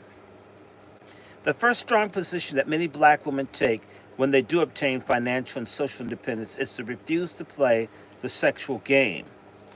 White men, other than employers who hold an economic whip, often find themselves at a disadvantage with black women today simply because of the past. They don't know how to approach black women. Black women are apt to be highly suspicious of a white man's motives, and those men who are the most sincere may expose themselves to rejection and ridicule when they do pursue a black woman. Quote, I'm not saying I would never consider going out with a white man, close quote, commented an attractive black co-ed at New York City College. Quote, he'd have to be an extraordinary man. He'd have to prove to me he was genuinely interested in me as a person, close quote. Some black college and career girls who identify strongly with the black movement say flatly that they would not consider dating white men. Quote, dating a white man right now is an unaffordable luxury, close quote, explained an associate editor on a woman's magazine. Quote, you can't talk about unity and togetherness and nation building and be involved with the white, close quote. A black account executive who was once married to a white and is now divorced said that she is currently dating only black men. Quote, I went through that white boy bag, and I find I really don't have that much rapport with white men. Being with a black man feels better to me, close quote. Young whites who date and marry across the color line today may merely be reflecting the current white youth revolution against the parent generation. Remember I said fads, trends. It's not because I love you. I want to show my parents I do what I want, so I'll get me some black dick or some black pussy. I'll show mom and dad I'm my own person. Not that I love black people. So black folks are a prop, a science project, a safari, like the little sub that blew up and shit. Look for the Titanic. Anyway, let me stop. White youth revolution against the parent generation, and deliberately dating blacks in order to show their contempt for the establishment or to act out their identification with the underdog.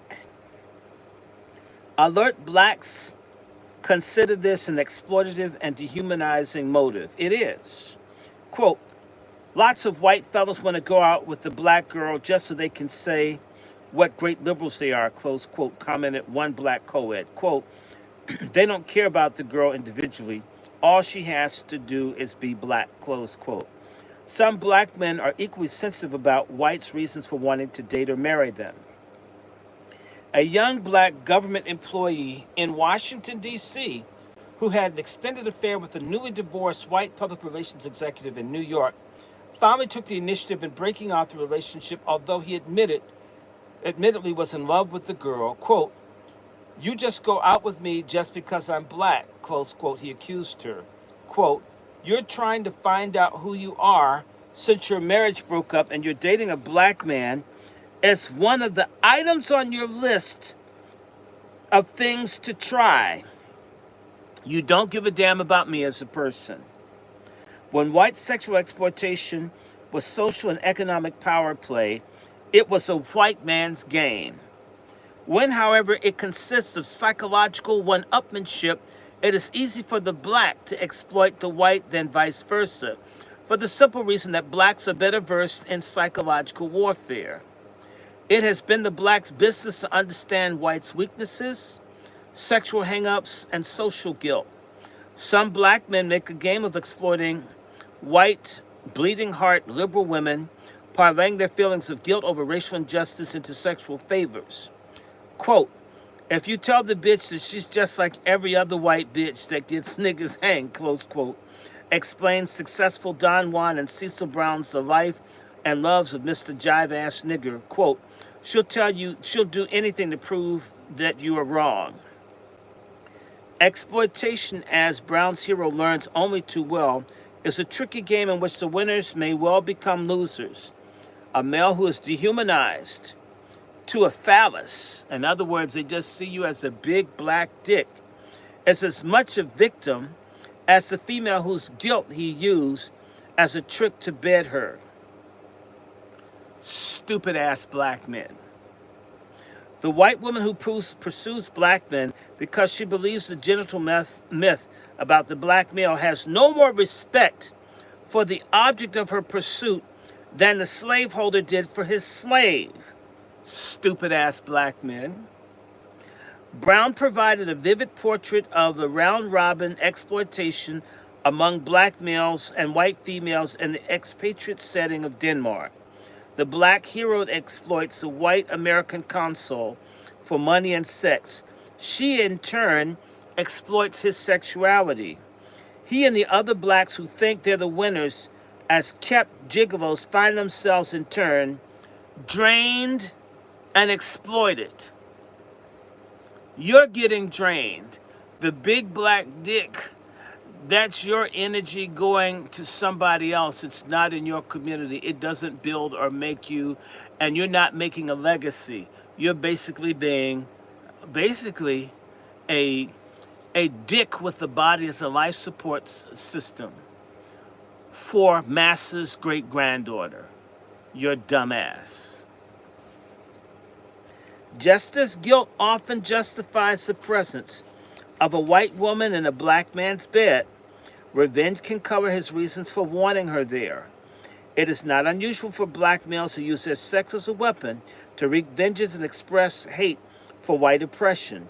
A black writer married to a white wife admitted to a friend that he secretly hated all whites, and every time he took his wife to bed, he was getting even for every racial insult he had endured in the past.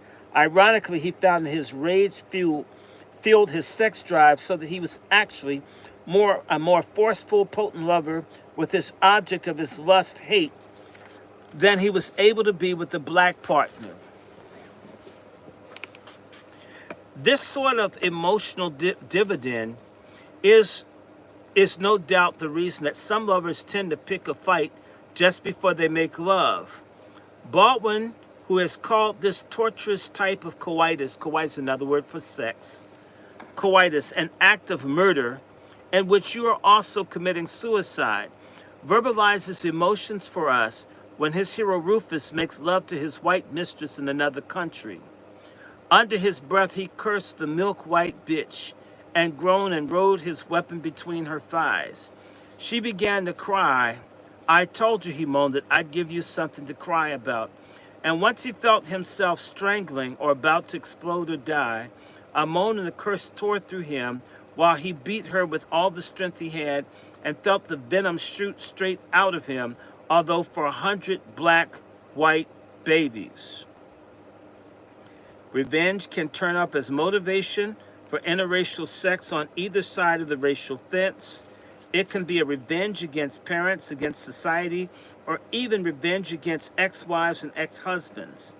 One well-known, attractive, blonde ex-wife of a famous television producer in New York City, who was recently abandoned by her husband in favor of a younger woman, countered by taking a handsome but impecunious young black man for a lover and lavishing her considerable alimony money on him. Since she has set the pace, several other discarded middle-aged wives of famous and wealthy men in the entertainment world have joined the club, and all of them are supporting attractive young black lovers and not incidentally getting even with their husbands in the bargain by spending their husbands' money on their black lovers. Insecurity or low self-esteem can also be a powerful motive for the white partner, male or female. The woman who feels rejected by her parents, her white lovers, or simply inadequate in her peer relationships may turn to blacks among whom she can feel like a white queen. Sounds like Mrs. Julian Bond. Yeah, I'm calling the bitch out. I said it. Indeed. I said it. As one of them called it, a white male who has self-doubt, social, sexual, professional, may turn to a black woman because he believes that she will be less apt to despise him. Some well-to-do, social and educationally advantaged white women turn to black men as an expression of basic self-loathing or a desire for self-destruction. These are the gently reared girls and women one sees in the company of the most bitter, violent, and brutal black men. Malcolm X once warned black men that when they exploit some white women, they may in fact be doing them a favor. He noted that at the time he personally had a white mistress. He found it essential to treat her roughly periodically and give her a hard time in order to keep her happy and faithful. A friend of his was never able to hold a white woman because he was inclined to treat her much too well. So these white women need a black brute. And I see a lot of brothers be beating these white women's asses in the Midwest, in Pennsylvania, Virginia. Oh yeah, and then they get in trouble and some white cop comes and kills them or beats their ass. It's coming. The powerful psychodynamic factors that bring blacks and whites together can also serve to ruin their relationship. A 35-year-old white woman now living in Paris who was married for 6 years to a black painter and has a daughter by him discussed the motivations that led to their marriage. Quote, being a Jewish radical liberal, I guess I was trying to prove something, or probably most of all to my parents, his motivation in marrying me. Partly revenge, I think, partly economic, but he was paranoid about race. We definitely broke up because of race. He left the ghetto young, was a communist, knew a lot of whites, but he looked down on soul music.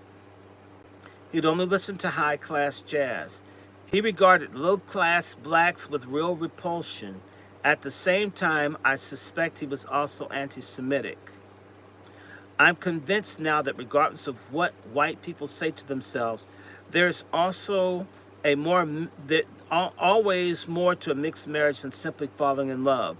There's a question of class or proving something politically, and this is the basis. On this basis, these marriages are dangerous. Marriage is always difficult, but when you have this added factor, repressed at first but gradually surfacing, it tends to make both partners aggressive. Even when they are able personally to overcome their racial hang-ups, it is difficult for black and white to deal naturally and honestly with each other. The black is likely to take any criticism as a slur. Uh-oh. Can you imagine?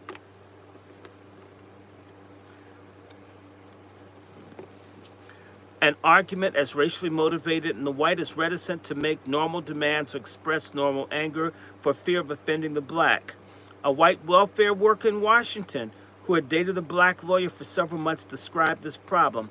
The worst thing about such relationships is how to handle it as you would any other. In other words, how do you extricate yourself if you lose interest? No matter how you say it, if you try to break it off, your reasons for are going to sound racial to your partner.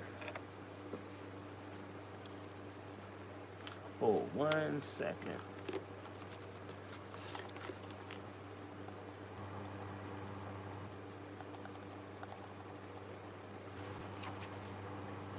Are y'all hearing that? Indeed. I That's went a with this whole man for a lot. while. He was really a very nice guy, but then I realized it was over for me and wanted out. We didn't have all that much going for each other, and I was getting restless and bored. Yet I let it drift along for another month or so, trying to figure out a painless way to end it. I didn't want to hurt his feelings, and the fact that I did not want to end the affair had nothing to do with his being black. We just weren't all that well suited. I finally did break up with him, but it was a wretched experience for me because I felt so guilty about it. It really put me off to dating a black man again. Both partners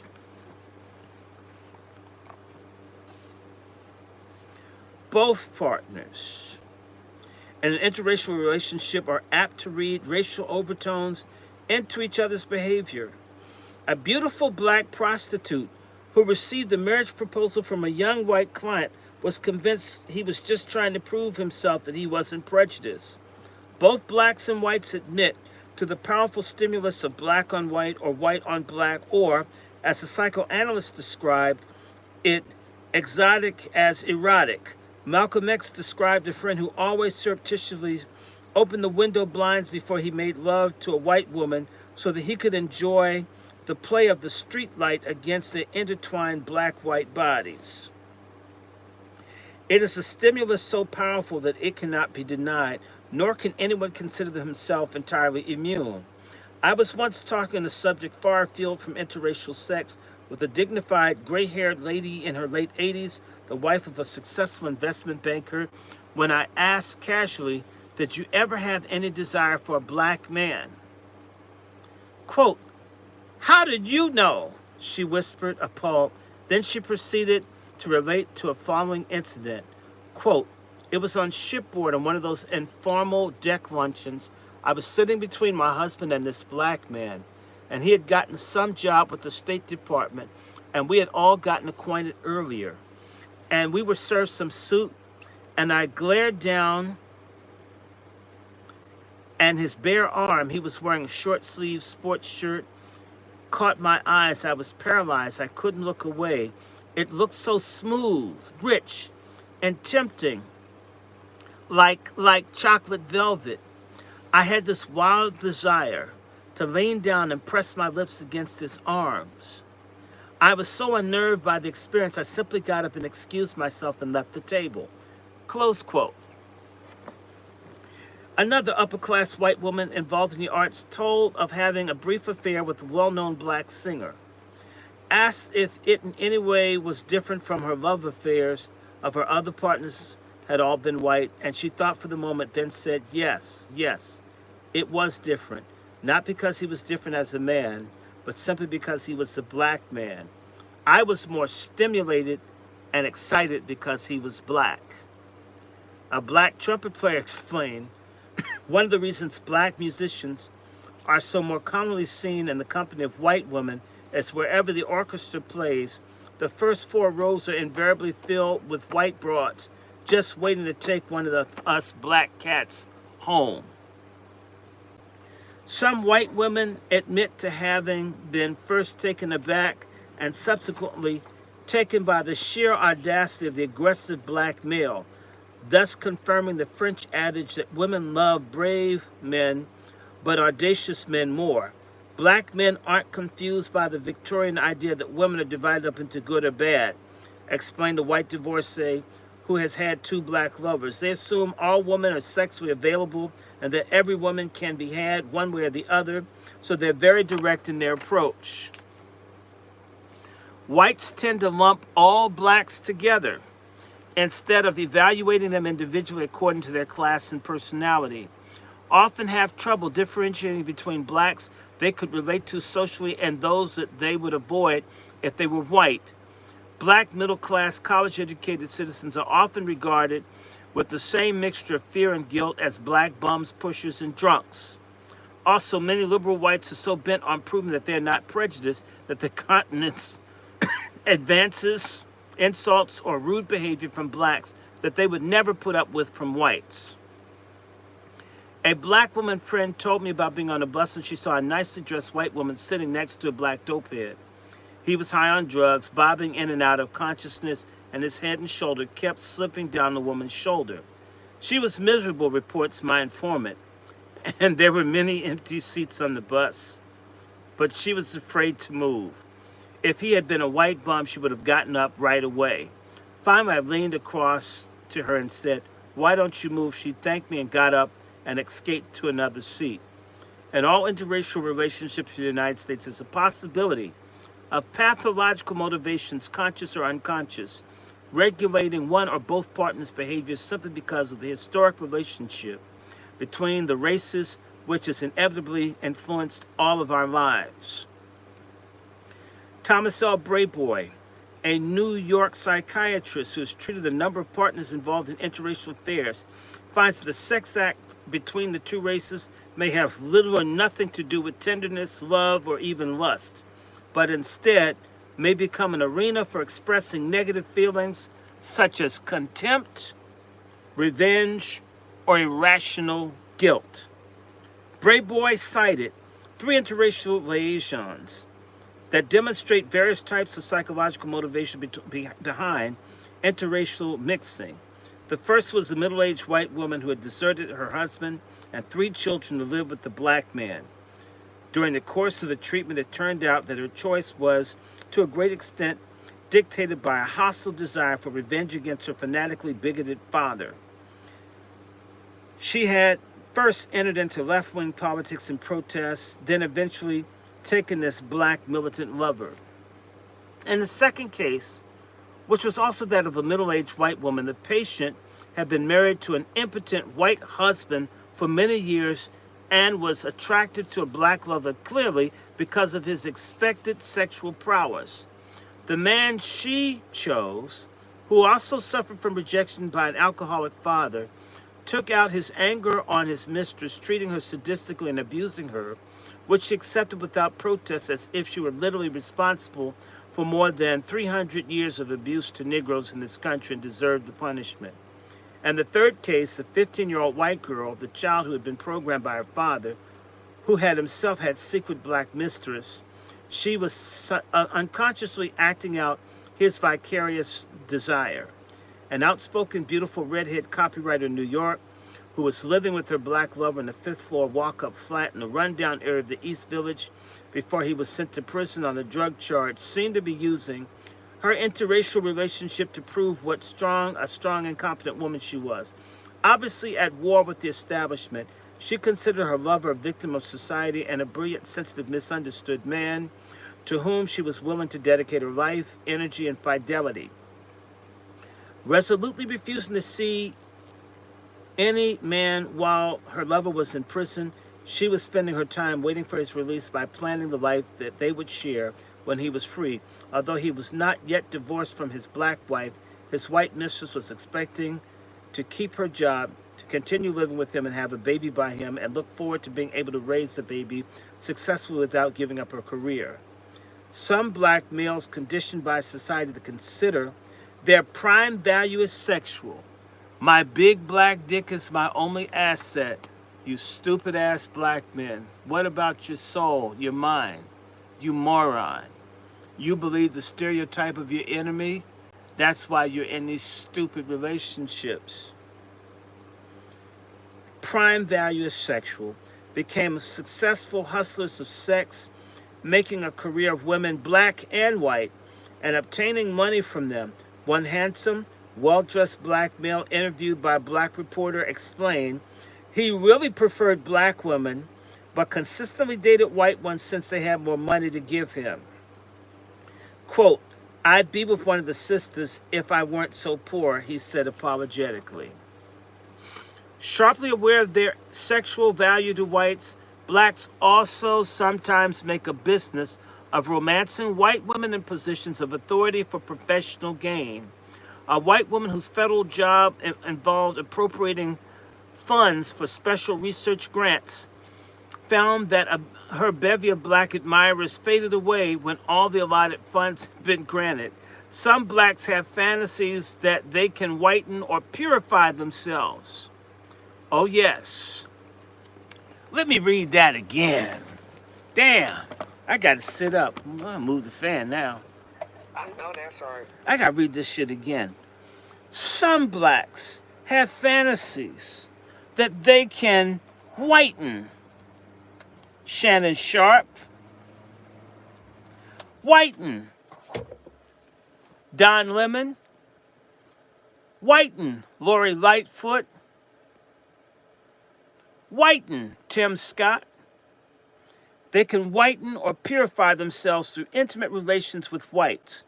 A point of And view, Cornell. yes, Cornel West, a point of view which meets with angry disfavor among militant blacks today, but which was a generation ago a recurrent motive in interracial relationships. Gardner provides a pathological case history of a black woman who chose a partially impotent, weak white male for her husband so that she could fulfill her major fantasies to become white and to become the man in the family. Oh my God, a swirler pork chop. Damn. Some black males who do choose a white woman for a wife, according to a black informant, often go back and admire black women secretly. This woman spoke, especially of two well-known black men of her acquaintance, who are each married to a white woman who regularly attend all black gatherings alone, where they put their hands on the black woman. It makes us mad, she admitted. We feel like saying to them, let go, brother, you had your chance. I would even say brother. I would have just said you have your chance. It's an achievement with them, she added bitterly, saying, look, I've been accepted. In other words, white pussy has made me whole. Okay, and so all of you bastards that don't like me talk about white Jesus, I'm talking about white Jesus. Y'all in the white dick and white pussy makes you whole. It's sad. Some sick ass people, okay? Black women frequently complain that black men marry inferior white women. I'll read that again. Black women frequently complain that black men marry inferior white women when they would have ignored if they had been black. Psychiatrists refer to this as an unconscious type of exchange where the accomplished black man exchanges his accomplishment for his white partner's superior caste position. Shannon Sharp. Whites often point out that white wives of superior black males are apt to be mousy or drab, uglier than their husbands. Oh, man. Hallelujah. Thank you, Jesus. Oh, I must speak in tongues. Hell. Okay. I need a fan. I need a nurse from the church. You got a fan, Sister Mary? Yes, I have a couple of personal ones. Okay. So they're saying that the black men marry ugly white women. Yes, they do. Yes, they do. Yes. Oh, yes, they do. Yes, you brothers, y'all don't get the... Well, don't you be talking about those wholesome white women. Don't be talking about them now, Dr. Short. Did you say wholesome or wholesome? Wholesome, WHOLESOME. And well, A whole of some. no, yes, no, or a whole foursome, not wholesome. Okay, let me go back. Okay, so they're less attractive than the husbands. It means these brothers pick ugly white broads. I have seen this. Hideous white women. And like the little white woman that looked like the abominable snowman that wants us to believe Bill Cosby bothered her. No, I struck that one off. He ain't do that. Okay, Bill didn't do that one. A senior officer in the State Department told of having a young black civil servant under him overseas who frankly told his superior he had chosen a white wife because he assumed he'd have an easier time of it in the foreign service. Quote, she was a rather mousy thing, close quote, he recalled his boss, quote, and didn't contribute much, but then neither did a lot of the other wives, close quote. Her husband's theory of acceptance worked out so long as they were stationed in the Middle East, but he ran into difficulty when they were stationed in Europe. Quote, and he's terrified of coming to Washington, where they will have to serve for a year at some time, close quote. Either black males or white males may choose to cross the color line because of bitterness or disenchantment with their own women. White men often find black women stronger, more womanly than white women. Quote, a black woman knows more about life and love than giving instead of grabbing, explained a white man who had been married to 2 white women before taking a black wife. Being black, she has a deeper, more basic understanding of the meaning of life.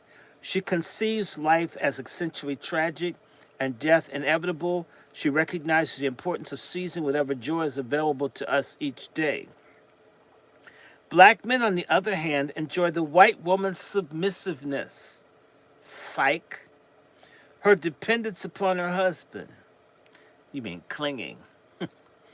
My first wife was always nagging me, said the black man who had been married to a black woman before he married a white wife. She complained I wasn't a good enough provider, that I didn't have enough ambition. We'd end up at each other's throats. My wife now, she makes me real good. She makes me feel real good about myself. She's gentle and undemanding. With her, I feel like I'm 10 feet tall. This is okay. A recurrent theme that runs through the black men's discussion of why they have white wives or mistresses is that until very recently, at least their own black women so often put them down and were demanding, critical, or even rejected by them because they were too black. White women, in contrast, leaven their egos, are gentler to them, more reassuring, and make a man feel like a king. Okay, ladies, there might be some truth in that. We need to be nice to each other. I have a big eye roll for that, but yeah. That's what these people are saying. They make me feel like I'm a king. Okay. When the black actress Ethel Walters once reproached the prize fighter Jack Johnson for preferring white women, he told her, I could love colored women, but they never give me anything. Colored women won't play up to a man the way that white girls do. No matter how a colored woman feels towards her man, she won't spoil him or pamper him or build up his ego. She never tries to make him feel like he's somebody. I don't like the way that black men go to white women, remarked a young black co-ed thoughtfully, but I can understand why they do. White women don't challenge a man the way that black women do. They have more tricks for boosting a man's ego. Besides, black men have often not been able to function as men, and their women have had to take the lead over so many functions for them. So they probably feel freer with a white woman. They can act more like a man. One black man said in his encounter with a white woman was the first time in his life that anyone had made him feel proud of his blackness. Blacks and whites often come together following the breakup of a marriage or love affair with one of their own race. Just as black men, burned by the criticisms of black women, may find a white partner less critical and demanding, black women may also find a white husband more responsible, a better provider, and less apt to be physically violent than their former black husbands. Quote, when I was married to my first husband, recalled a black woman who's now married on a second go-round with a white man, we fought all the time. Once he knocked me around so bad I ended up in the hospital for 3 days. My present husband, he's never laid a hand on me. He's gentle with me and thoughtful. He even helps me with the housework. Despite the impressive rise of apparently successful interracial marriages, only one study done in Iowa on comparable divorce rates found that interracial couples less apt to divorce than white or black couples. There are some observers of the black-white sex scene who maintain that such relationships can be nothing but exploitative and that they are invariably sick, with one partner battening on the other for neurotic, pathological, financial reasons. This is a view shared by Eldridge Cleaver, Leroy Jones, aka Ras Baraka's father, Amari Baraka, James Baldwin, who admits to copping out of the heterosexual scene entirely because of its sadistic components, by the black psychiatrists William Greer and Price Cobbs, and many of the other black novelists and most of the black militants. Malcolm X could not visualize a successful mating of black and white, concluding that white women who do take black lovers and husbands are consumed either by insane love or insane lust. He, along with Jones and Cleaver, consider the black man who elects to sleep white is facing a personality crisis and a possible loss of identity. Cecil Brown, the novelist, shows us his hero renouncing his thankless role as a gigolo for white women and making up his mind to go back to Charlie country and fight the good fight, that is, black fight. A man can get love to anything, he explains, even the thing he detests. A black man can if he allows himself love a white woman, and that's a tragedy of life. Asked why it's such a tragedy, he replies, because I'm black and a man, and that's my identity. In Man-Child in the Promised Land, Claude Brown's hero considers the effect of a relationship upon a girl. If a Negro fellow really loved the girl and she was white, if he really loved her, I think he wouldn't want to marry her. Despite his general bitterness on racial matters after his encounters with racism in France, Frantz Fanon, who chose a white wife himself, viewed the white woman-black man relationship as romantic rather than destructive, in that he points out it is a giving, not a seizing. And the black sociologist Nathan Hare suggests that black men who are the fiercest and most fiery in their opposition to black-white sexual relationships are those men who are themselves victims of unhappy marriages or liaisons with white women. Many black women consider black leaders who marry white a menace, a destructive influence on black society. Joseph R. Washington, on the other hand, in Marriages in Black and White, sees the black power advocates with white women on their arms as illustrative of what democracy should be: freedom of choice.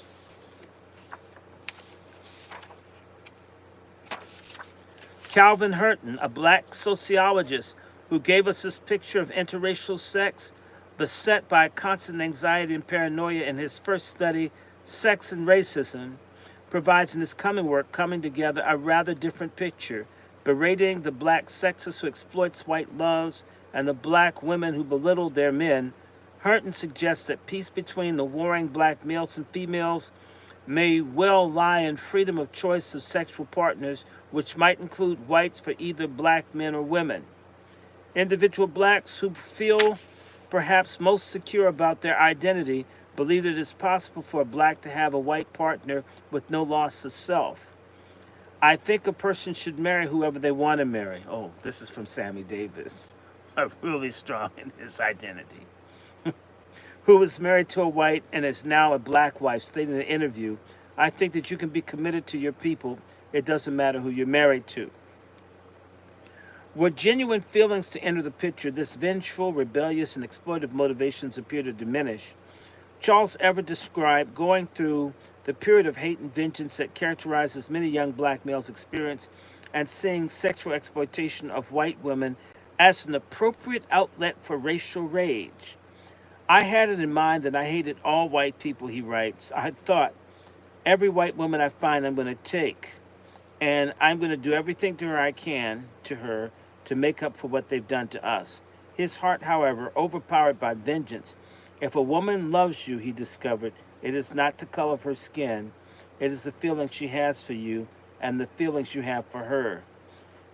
Black civil rights leader, a dear friend of mine, James Farmer, former executive director of the Congress of Racial Equality, who is himself married to a white wife, observed to one writer that a number of white girls who went south to work in the civil rights movement began dating black boys they met there as a social spin-off of the political stance they had taken.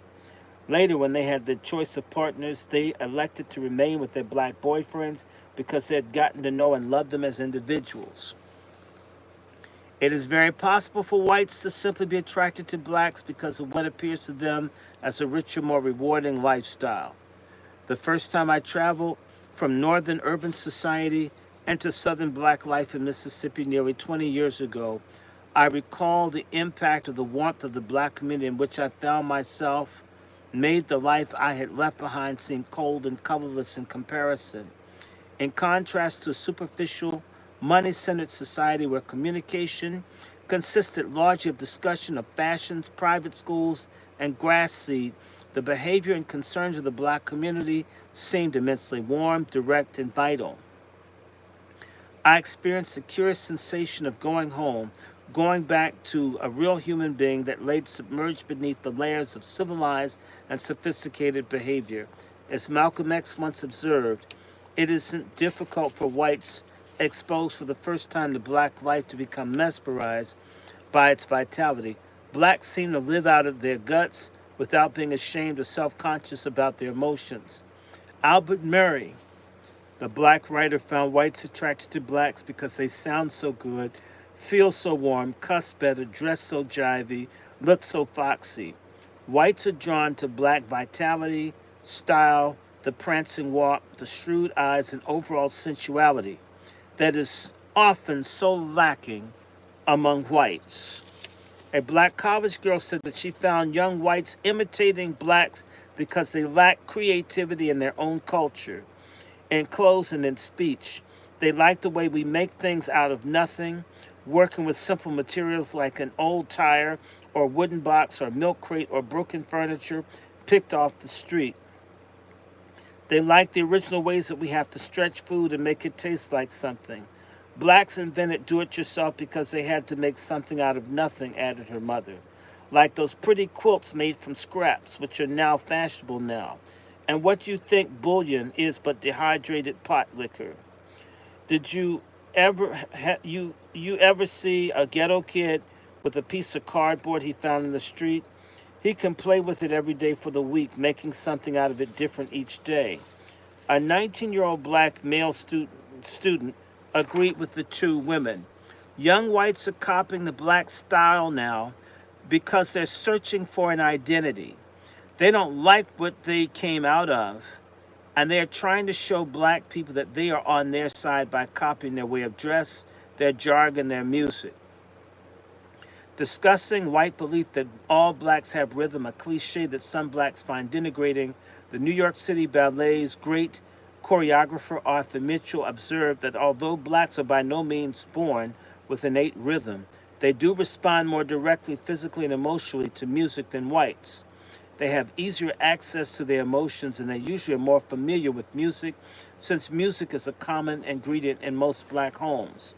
Contrasted to the whites they know, whites often find blacks more humanistic in their sense of values, with a relative indifference to material possessions and a deeper capacity for spiritual and religious experience. American tobacco heiress Doris Duke was recently discovered by the white press singing in a choir at a black church near her Somerville, New Jersey estate. She apparently had been quietly but actively involved as a member of the church for at least a year before the press ferreted her out. One of the most obviously devoted of the mixed couples interviewed during the preparation of this book was a childless, middle-aged pair who had originally met in church, where the man, a Mississippi-born gospel singer, appeared before a Middle Western white congregation that included his future wife. They were married at the same church during the 20 happy years that have followed. They have both kept deeply involved in church work. They both consider their marriage an unqualified success, a case having found a life partner with whom they could share the most meaningful part of their lives. Professional observers of mixed marriages, who usually see the only partner who they're sufficiently distressed to seek psychiatric consultation, are wary of the possible neurotic motivations in crossing the color line. but even they do not rule out the possibility of successful liaisons. Although Dr. Brayboy sees black white relationships in this country as inevitably influenced by the historical context of black white problems, he does believe that the acceptance of the basic humanity of all can change the nature of interracial relationships so that they can be based as other intimate relationships more on reality factors and less on neurotic ones.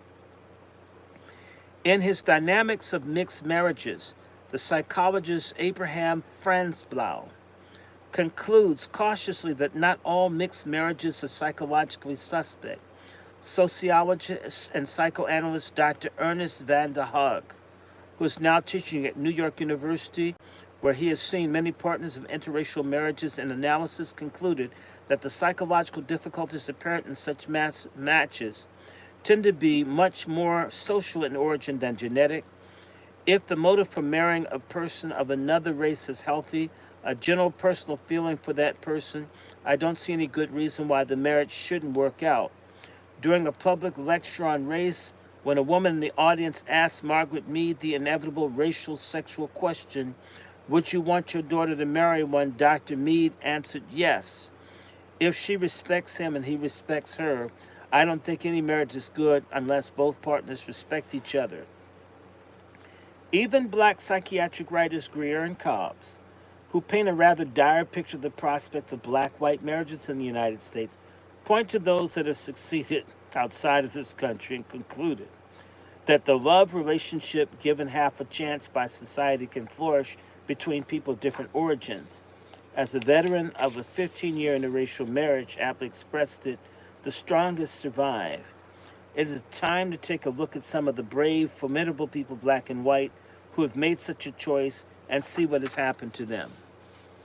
How do y'all like that? Love it. Pretty good. This is one of these books. I ran across it as I'm organizing this library here, and I says, "Oh, I got to read some of this." These people wonder. I love books. God, I love books. Yeah, y'all need to donate. I got to get some more. I got a couple of these really good ones. I love this. And let me see. What time is it? It's 12. Y'all want me to stop? Because this is a really short chapter. These chapters are very short. You know what? There's some good ones. Let's do a few of those chapters and then Well, I'll do. we can end the space. Okay, we will. I'm going to read chapter 14 and chapter 15, and then I'm going to stop. And we're going to end it. By the way, this is the Angry Black Men's Book Club. Y'all know y'all can send, retweet the space, share the room, tell people about it.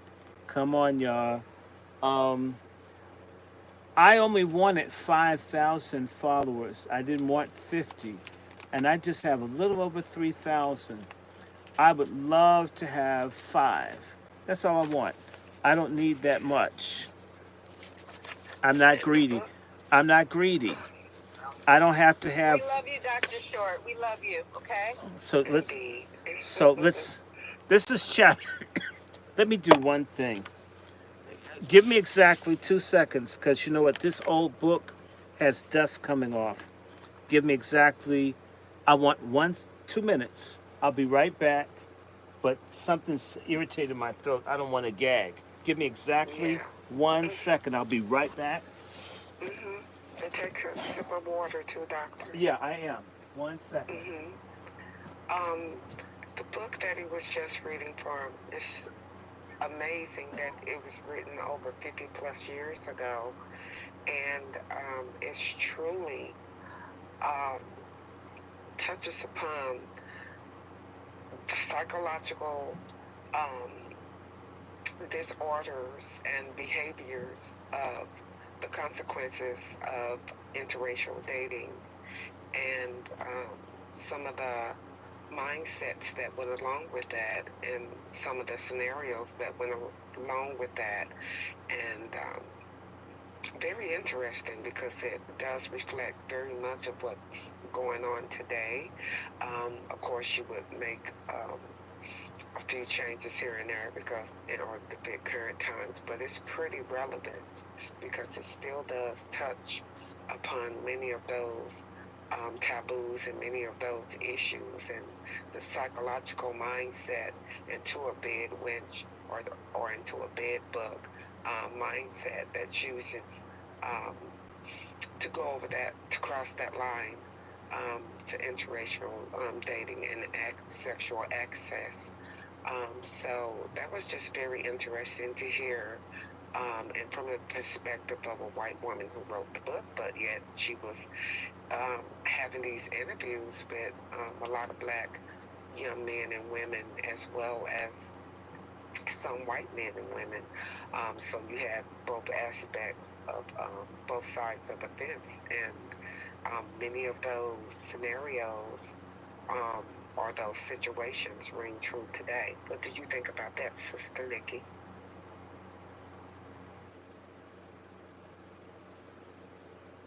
Oh, I agree 100%.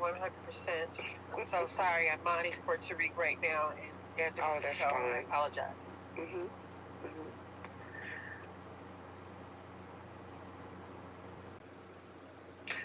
So, are you ready, Doctor? Or I can continue to. Okay. Well, Doc is still doing what he needs to do. And I think we need to examine the problems that interracial dating has Indeed. caused. And, I agree. And how it puts us at a security risk when so many people, and it could be a white man with a black woman, but right now it seems like we're talking about black men with white women. So we'll focus on it right now. We can always do a space on bed wenching. Indeed, we're on bed bucking there's right been now. times where you see some black men, and you would have to know me and know my history to know that I'm not anti-black male. I'm not.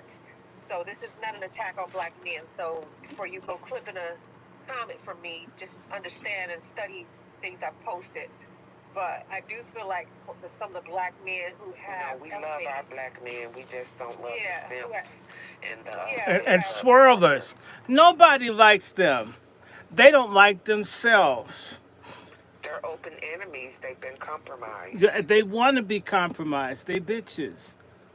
I said it. Yeah, they put us at a security risk, though. You know, Yes, they do. You know what happened?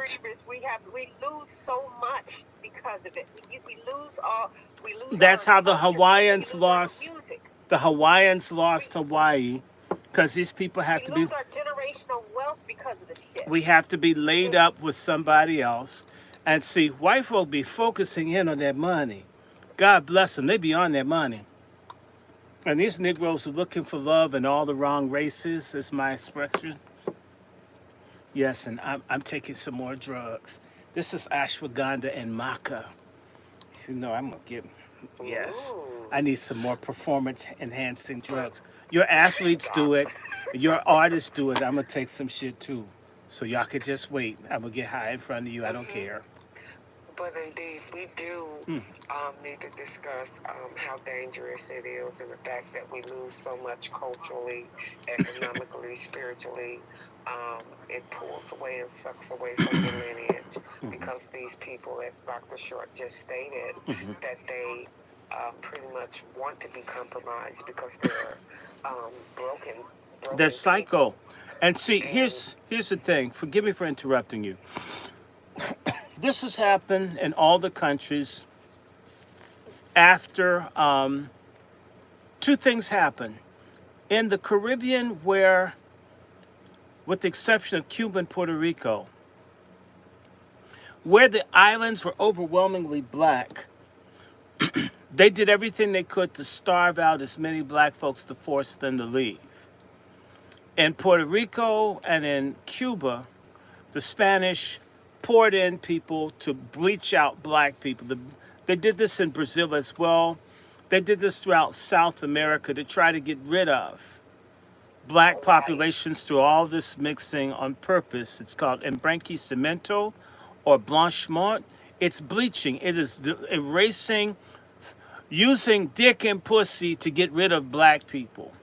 And so a swirler is deliberately participating in an extermination project. Even if you're having fun busting a nut or you're munching some stud that you read poetry with, the feminist or pork chop feminist, you're helping to exterminate your people. Ethnocide, Okay, indeed. and there's no excuse for it. And no, I didn't say folk couldn't marry somebody else. It's not even what we're talking about. We're talking about this dumbass behavior. And the same way you go to certain places and you see almost every couple is a mixed one. I've even seen this in England. Do you know over 90% of the men in England, black, marry white? I mean, it's rare that you see a black couple. And unless they came from Africa someplace with someone. Typically, typically not. Because they're not even trying to talk to someone just like them. And this is what they want here. This is what they want here. And it would be one thing if everything was just voluntary and everything was just choice, right? And we were free. But once you realize people are deliberately shaping and doing things to smash, to destroy the cohesion of a people through blending them so much until, I mean, nobody knows who they are anymore. This is an agenda. When you look on TV and you see all these goddamn mixed couples in commercials, there's no way people are that damn happy. Indeed. All the segregation that still exists in American society. 90% of white people in America don't have any intimate black friends or associates. That's the vast majority. They don't deal with, don't want to. I'm not even mad about that. So why does TV show something different? Why is MTV and why are young black folks so stupid? Think everything is just hunky dory until a cop beats your ass or kill you. Anyway, I'm in chapter 14, and this is from Beth Day's Sexual Relations Between Blacks and Whites. This is a nice chapter. This chapter is, "It's the white partner who has to learn." And the quote comes from Julius Lester. "It is exceedingly difficult to trust any white person, even a white person one might love." Although successfully married couples, mixed couples, and even some of those who have been divorced say that racism did not play a major part in their marital adjustment or the lack of it, the burden is upon the white partner to make the major adjustment simply because he has had the longest road to travel and closing the psychological and cultural gap between them. Quote, "Being a white American," close quote, explained Jake, a jazz guitarist married to a black United Nations secretary. Quote, "One simply has a lot of latent racism, whether you recognize it as such or not. I considered myself a liberal. I had lots of black friends before I met my wife. Yet, I'm sure I saw things and the same stereotypes. You can't avoid it. And you sometimes don't even recognize it until it's pointed out to you." Anna, the editor's wife, provided one example. "Once my husband was chiding me for being much too easygoing. 'Why do you let people walk all over you?' he asked. And I called him a racist. He was horrified. He really didn't understand. Yet lazy and shiftless, easygoing, is just another one of those stereotypes about blacks that we hear and hate. Latent racism may also erupt unexpectedly on either side during an ordinary marital disagreement. When we fight," admitted one white husband, "she doesn't call me a dirty bastard. She calls me whitey or dirty white. I don't think it hurts anything. We're still lovers. It's no worse than white couples who call each other dumb wop or an Irish bum. Mixed couples who have weathered early storms consider themselves well-adjusted, often claim that they have forgotten the color difference between them. The French photographer Henri said that the only time it occurs to him that his wife is black is when he's been away on a long trip and returns home and sees his wife standing in a crowd waiting at the Paris airport. Rosemary said that when she and Johnny have attended a mixed party and are discussing the other guests on the way home, It is not unusual for him to comment about the man they had met. He's pretty nice for a whitey, forgetting for the moment that she is white too. One of the major barriers between blacks and whites today is that whites read about the black problem, sympathize with the plight of blacks, yet with no real knowledge or understanding of what black life is actually about.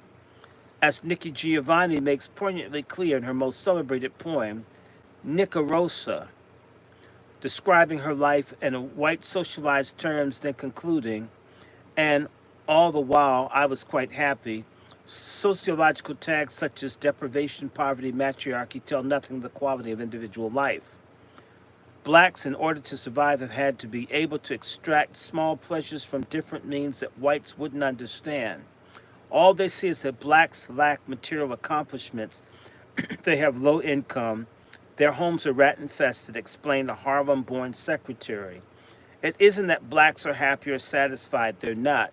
But you can spend your entire life focusing on dissatisfaction.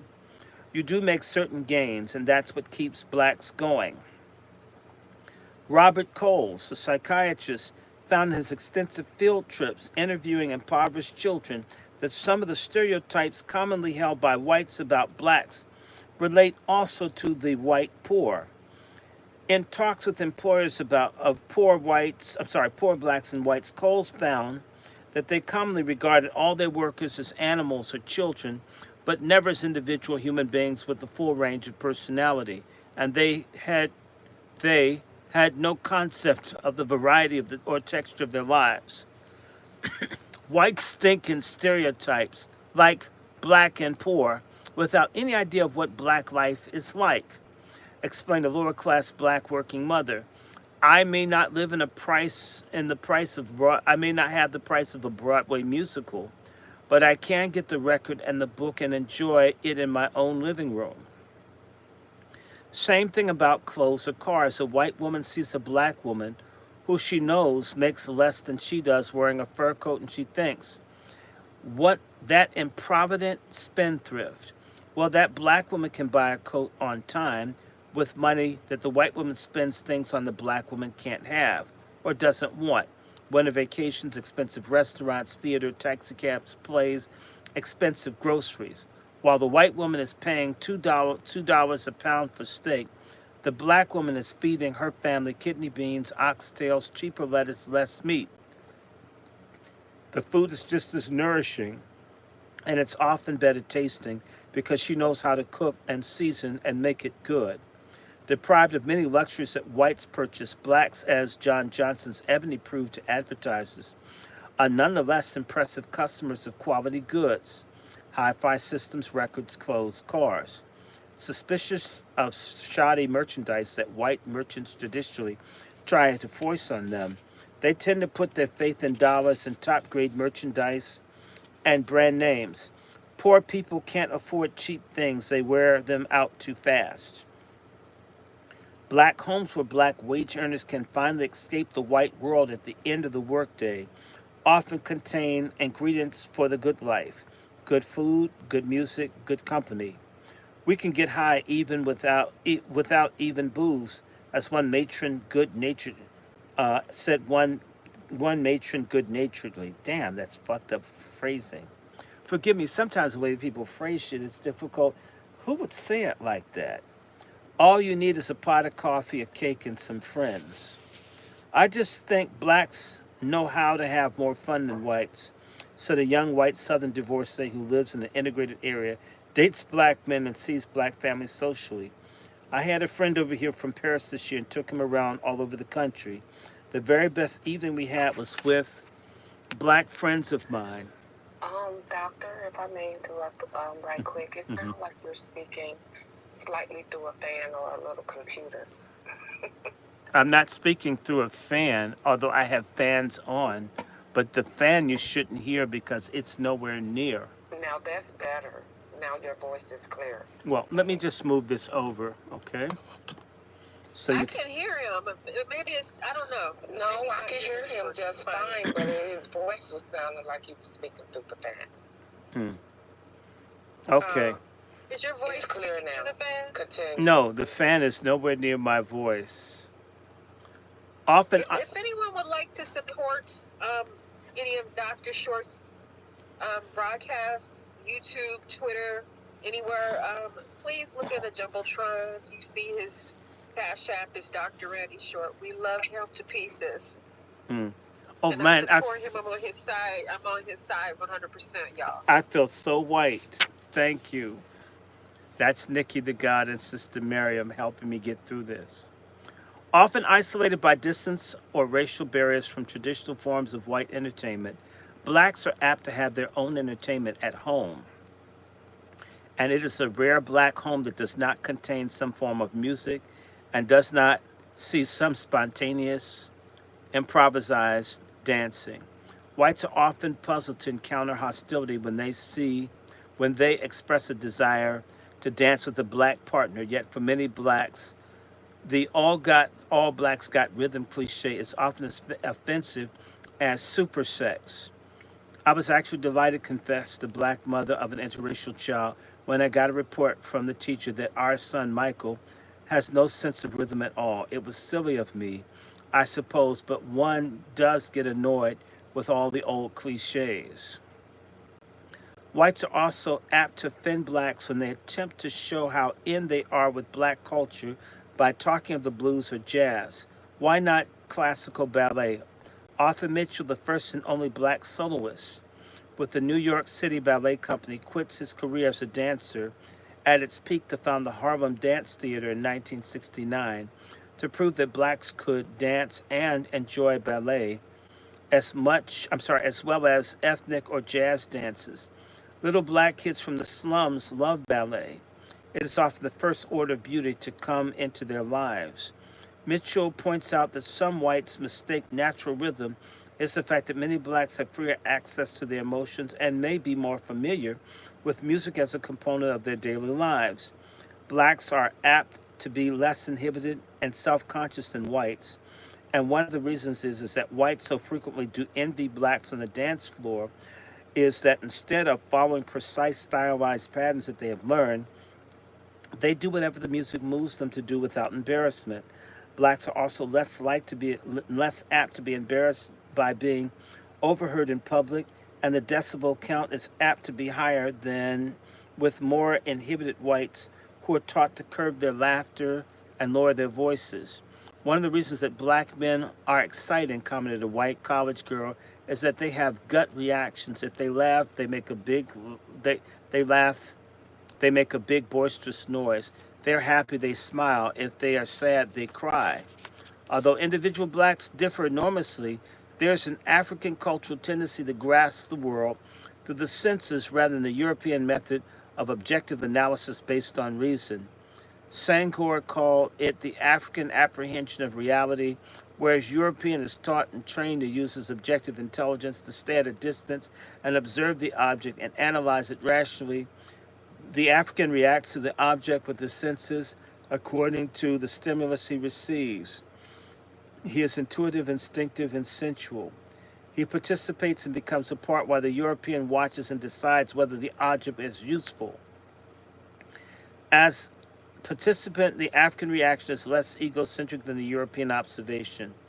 Americans with partial African heritage, in short, are more willing to give themselves to what moves them. It is characteristics, perhaps, that attracts many young whites who are turning their backs on the uses that their society makes of nature and things. They want to refresh themselves by tuning in on whatever assaults the senses. They want to feel and be free. Occasionally, culture finds a reverse migrant, as in the case of the black teenager from the middle-class background who was dating a white girl from New York and said he preferred white girls because they related to the hippie lifestyle that he espoused. Most black girls I know dig Cadillacs, alligator shoes, and silk pants. Yet when whites attempt to embrace the black lifestyle, they may court trouble. Can't they even invent their own language, complain blacks tired of whites' exuberant right on? Can't they write their own music? Did they have to get a black man, chubby checker, to show them how to shake their ass? Can't we have anything that they don't steal from us?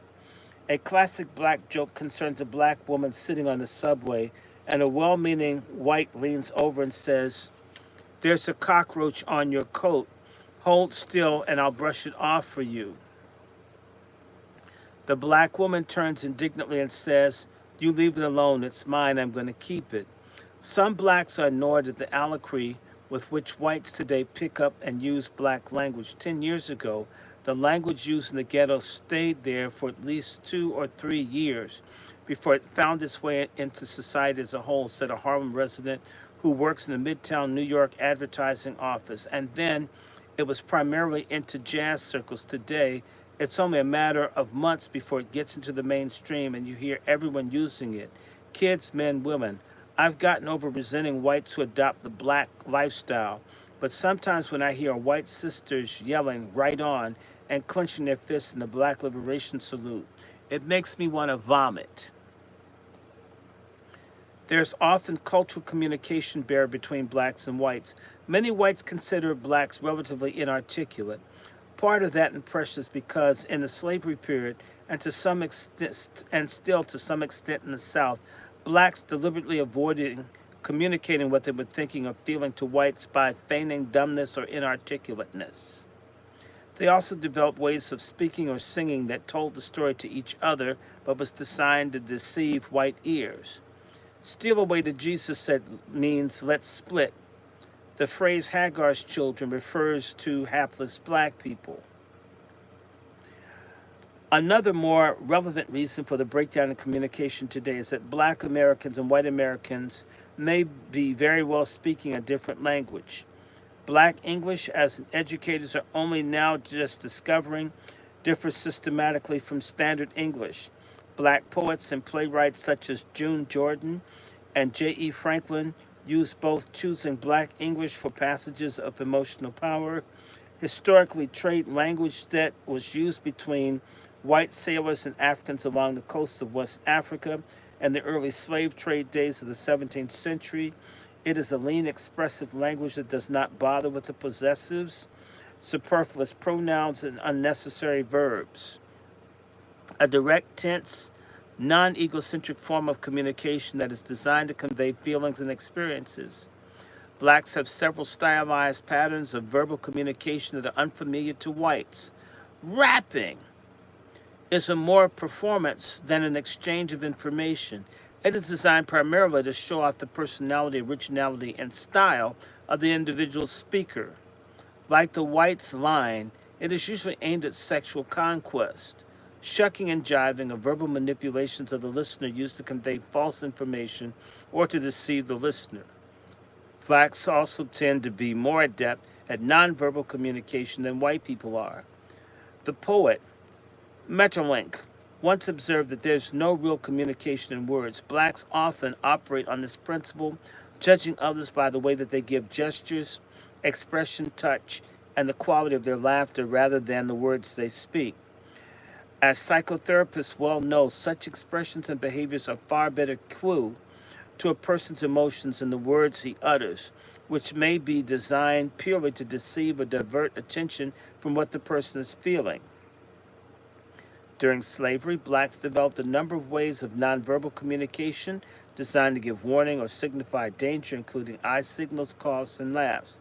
Every time Miss Mag, a numbers lady, come out on her porch and laughed a certain way, the whole block knew the cops were coming, recalled a resident of Birmingham. Eye signals are exchanged as a stranger passes on a hostile street. Coughs can signal either warning or disbelief.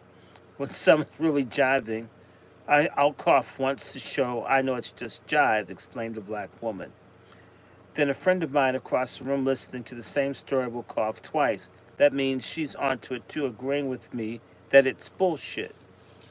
Black people may use gestures or expression that are misunderstood or unfamiliar to whites, eye rolling rather than staring thoughtfully into space, looking down, tongue clicking, and a hand over the mouth when laughing are patterns of behavior foreign to white culture. Black school children are often misunderstood by white teachers when they look down as a sign of respect, get accused of inattention or sulkiness. Look at me when I'm talking to you. When they click their tongue, tis tis, they're assuming to be saying, I'm sorry about that, although they are in fact angry. Edward T. Hall, found that blacks often suffer in the job interviews because the signs reflecting the strength of the Negro's desire may go undetected by white interviewers who are looking for strong motivation. Nose wrinkling and head scratching also indicate doubt and anger when whites play with words to show off superior educational vocabulary before a black. The black, who may not be able to compete with the similar vocabulary through a lack of classroom exposure, may get even with the white through facial grimaces, react to the white's words by exaggerated expressions of disbelief, cynicism, or disapproval or doubt. Confronted with these silent grimaces, the white eventually becomes uncomfortable. What do you mean? He asks uneasily. Me, the black asks innocently. I didn't say nothing.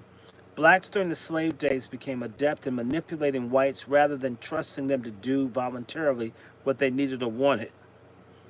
In a study entitled The Negro Conceptions of White People, made by Tillman Cothran and reprinted by the American Journal of Sociology in 1951, the majority of blacks of all classes who were polled considered whites deceitful, dishonest, and easily fooled by flattery. Alvin Poussaint, the psychiatrist, points out that whites still exercise undue psychological control over our minds. He suggested if a white person should walk into a room with 200 blacks present, it would change the entire character of the group. Some blacks would feel intimidated. Some might try to win whites' approval. There would also be others so angry that they would not be able to communicate at all. There is no reason for a white and black company to assume that all blacks will trust him. Jake, the jazz guitarist, pointed out, we are both under pressure, but it's up to me as a white to prove myself. As a black is bound to be suspicious of a white, I've discovered that that kind of hostility is not really difficult to break down. It takes a little time, a little effort, a smile to clear the air. I know that some mixed couples are super sensitive to this, very uptight, but I consider this kind of pressure generally superficial, certainly not dangerous. My wife and I don't get any bad vibes. We are super sensitive. We could crack up.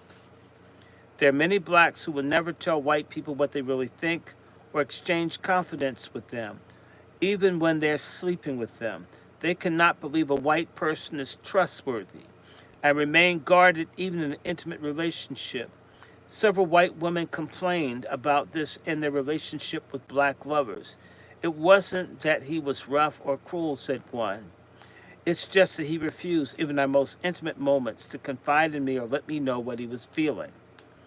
This existential view of sex, so characteristic of the American male, that the sexual act is an affirmation of his existence, is especially true for blacks, who have more cause to doubt their existence and their availability to affect others.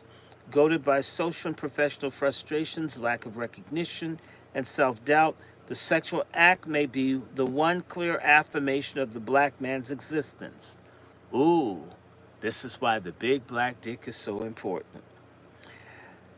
May be the one clear affirmation of the black man's existence. It is reassuring, self-proving. In a number of cases of record of psychiatric black male patients, the one area in which these men felt secure despite other ills was in their sexual performance. I got a big black dick. The problem for the female partner in the context is that she may not be important as an individual. Once the required self-assurance has been affirmed for the male, he may have no further need of his partner until his libido builds again. There is a scene in the movie Shaft in which the white female partner is a transient love affair, summarily is dismissed the next morning so the handsome black hero can get on with his business. In effect, kicked out of bed, the girl pauses for a moment in the doorway and says plaintively, "You were great in the sack, but you were shitty afterwards." Shaft, the black James Bond, was behaving in love 'em and dump 'em Bond tradition, in which women are expendable sexual objects, but he was also behaving in a way that some white lovers found disillusioning. I thought we were close as human beings, said a middle-aged white woman of her experience with a black friend who had briefly been her lover. But in bed, I thought I could have been anybody. He was acting out something for himself, which he did not include me at all. It wasn't that he was callous or cruel. He was just well done. I really pity white women who take black lovers, said the black wife of a white husband. My husband is so much kinder and so much more considerate than any black man I ever knew. It was really a shock to me. My parents have a good marriage, but I had never seen such constant attention and affection between them like Mike showers on me. It actually took something getting used to. In the Kaufman study, blacks of all classes subscribed to the view that white men were more considerate of their white women than black men are of black women. Likewise, white women have often found black lovers more tender and affectionate than white males. White women who find black men more tender may, in fact, be reacting to the superior tactile competence in lovemaking. One of the reasons is put forth in the English woman's wholesale acceptance of black GIs as lovers during World War II is that, in comparison to Englishmen who are so notoriously diffident about touch communication, black lovers use their sensual skills to heighten the sexual experience.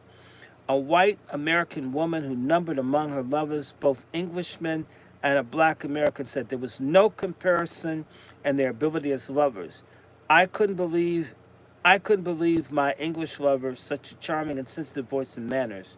But once we hit the sack, absolutely no foreplay. He didn't believe in caresses or fondling or any love making that is so important to a woman. My black lover, on the other hand, spent what seemed like hours building me up with the sympathy of caresses.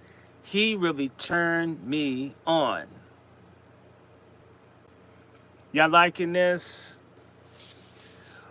Much of the white English and American males' failure in this area, according to anthropologist Ashley Montague, and a recent study of human touching, is cultural. There are, or have been, two clear forces mitigating against the white male's development of tactile expertise. First and foremost is that the white cultural area that has obtained until very recently that tenderness, sensitivity, and touching were all unmanly and feminine. Men were not to be caught dead gently caressing babies or women. Besides, they had virtue of our pediatric misinformation that dictated infant care a generation ago, little experience in how to touch gently, even if they had the inclination. The most mature white men in the country today were babies in an era when obstetricians managed their mothers' pregnancies, and the vogue was not to breastfeed or fondle the baby. Feed him by the clock, not by the cry. Don't pick him up and cuddle him. Babies who are not touched and soothed and fondled and caressed by their mothers do not in turn learn how to fondle, stroke, or caress other human beings. They are not sensitized to the pleasures of being touched, nor experience in the way in which one human being can touch another. Oh, Dr. Short. That explains it. That explains it. That's right, Dr. Short. Please. I'm going to keep reading, can I? Keep going? Sorry. No, that's okay. You are cooking. I'm just sharing. This is a great book. They don't like you. They don't want you. It's a white woman that's telling the truth. White people have jacked up homes. Oh, okay. So they don't know how to touch people. So they're cold. Much of Americans' women, I should say white American women's frigidity, according to Dr. Montague, can be traced to the lack of touching and love. The idea certainly makes sense in light of the fact that most women need to be worked up to enjoy sex, or even to find it comfortable.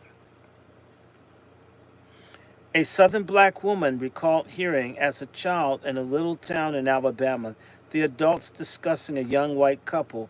The girl had cried all the time since the marriage. The judgment among the black woman was that she had no training for sex, and her husband had come at her like a bull and had had intercourse without first rousing and stimulating her that she could enjoy it. The experience was traumatic. The girl froze up and could not respond, and the young husband had a frigid wife on his hands. His answers to that, of course, was to come to the black woman for illicit sex. Blacks were never discouraged from touching either by Puritanism or high-priced medical shamans. Touch communication is highly developed in black families, often a clasp of a shoulder, a grip of an arm, or an embrace substitutes entirely for words. Hugging, kissing, hitting, and slapping are common ways of emotional communication. Margaret Mead once noticed that one can sit across the room from a black person and talk eloquently for hours and never get any place. A touch is needed for real communication. Blacks always did fondle their babies and anybody else's babies lucky enough to be turned over to them for their care. Nor was it considered shameful for grown men to fondle babies or women. Black culture does not require people to suppress their emotions. It is not considered unmanly or feminine for a man to weep or to be tender. He may be freer about touching than his white counterpart. Quote, Americans never touch each other, close quote, complained a Norwegian divorcee living in the country. If I touch a woman, she thinks I'm a lesbian. If I touch a man, he assumes I want to go to bed with him. You don't have any touching that means friendship, trust, or affection. A rash of recent books and magazine articles on touch, as well as encounter groups, show that white culture is busy trying to discover how to re-educate their senses, a facility which most blacks, except for the few of the most assiduously white middle class, have never lost. Isn't it ironic, commented a shy, inhibited white male, that whites are spending $20 an hour in sensitivity training sessions, trying to learn how to do what blacks do naturally? Black males are not culturally inhibited from the use of some expressions that have been characterized as feminine or sissy in the white world. Black males can refer to one another as baby without jeopardizing their manhood. They can call each other pretty or beautiful and are free to dress in feathers or finery or wear flashy jewelry without their virility being suspect. A characteristic that attracts some whites to blacks to the point of emulation and repels others is the black male's tendency to be flamboyant dressing, which is yet another way in which he can bolster his socially damaged self-esteem.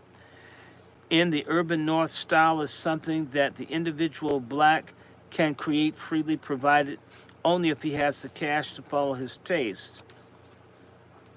This is not yet true in parts of the South, where the dressy nigger may still provoke suspicion and hostility. And even in the North, where business clothes and freer style hippie dress on blacks are seen as unremarked by most whites, a middle class black said that when he puts on riding clothes, Bermuda shorts, or golf clothes, he attracts hostile glances. Whites apparently are still not comfortable saying blacks were symbols of white affluence. Moreover, white women seem to find it comforting to see black women outfitted in uniforms as nurses or maids or waitresses, although they're apt to be catty and critical of black women other than known entertainers who appear in cocktail dresses or evening clothes. White partners with middle-class backgrounds are apt to run up against conflicting attitudes regarding money. Blacks are less interested in the acquisition of possessions, less inclined towards frugality and savings than whites, primarily because they are more accustomed to being poor and having little to protect. If they have money, they're free about spending it or giving it away. A white middle-class husband complained that his black wife was forever buying every new gadget that comes on the market for her kitchen and house. A white Jewish woman who was divorced from her black husband felt that attitudes towards money had played a hand in the separation. Unless you're dealing with someone from the black bourgeoisie, blacks do have a different attitude about money. I got the impression that my husband spent money as though he was living from one day to the next, as opposed to my economical Jewish upbringing. A white Frenchman married an American black wife admitted that one of his major problems of marital adjustment centered on money. My wife is so generous, she can't pass a beggar on the street without giving him money. Not just the price of a cup of coffee either, but enough for a good meal or maybe lodging for the night. That was hard for me with my traditional bourgeois upbringing to understand, but it is her nature and I have learned to love her for it. She was a very spontaneous person, which is one of the wonderful things about her. She is full of surprises. A white woman professional who had eventually split up with her black lover said that one of the reasons was his lack of ambition, his indifference to money. I've worked hard all my life, but he didn't care whether he worked or not. He had some business contacts while I knew him, but he never could figure out what he did for a living. If he had money in his pocket, whether he had a job or not, it didn't seem to matter to him. I didn't stop seeing him because he was black. He was just too irresponsible, too immature for me. Blacks are inclined to assume that all whites have money or can get it easily. Anna's father opposed her marriage to a white man, but apparently consoled himself on the level, well, at least he will always have plenty of money to support her. Then the magazine for which Bill worked folded, and he was unable to find a job for many months. The family was in bad financial straits, and the black father-in-law simply couldn't understand it. All white men have money. All white men can get good jobs. I used to think that white folks never had problems, admitted the southern-born black domestic. But after I came to New York, I started working in their homes. I saw how they lived. I realized I was wrong. The whites I know all got problems too. Blacks are just poor. White wives may discover that black husbands also hold different attitudes concerning husband-wife roles during marriage and about marriage itself from white men. Black men are accustomed to their wives' work. In one marriage that eventually dissolved, the principal point of dissension was that the husband, who was a student, fully expected his young wife to go back to work after she had her baby. From her cultural viewpoint, it was all right for a wife to work when she had no children, but once she had a baby, she thought she could stay home and take care of it. White husbands may find the black attitude towards work a bonus. My wife's supporting the family right now, so I can complete my classical training, said Jake. I'm so lucky to have a wife like that. Sometimes I even feel guilty when I realize how some young black militant could use a wonderful wife like Jean, but then I can use her too. I've never known another woman who can compare in quality with her. At least I have the sense enough to know what I've got. Because the majority of black women do work and are out of the house much of the time, the black view of marriage is also apt to be more independent or open than the closed marriage that whites are accustomed to. A white wife of a black artist was distressed when he took field trips to the South for material for as long as 2 or 3 months and refused to let her accompany him. Black husbands may see no harm in going out socially without their wives, especially if they wanted to go to all black gatherings or parties. Several black men with white wives and mistresses were reported to be seen at all black gatherings in the company of black women. The white partner may find that the black spouse has a different attitude towards gambling.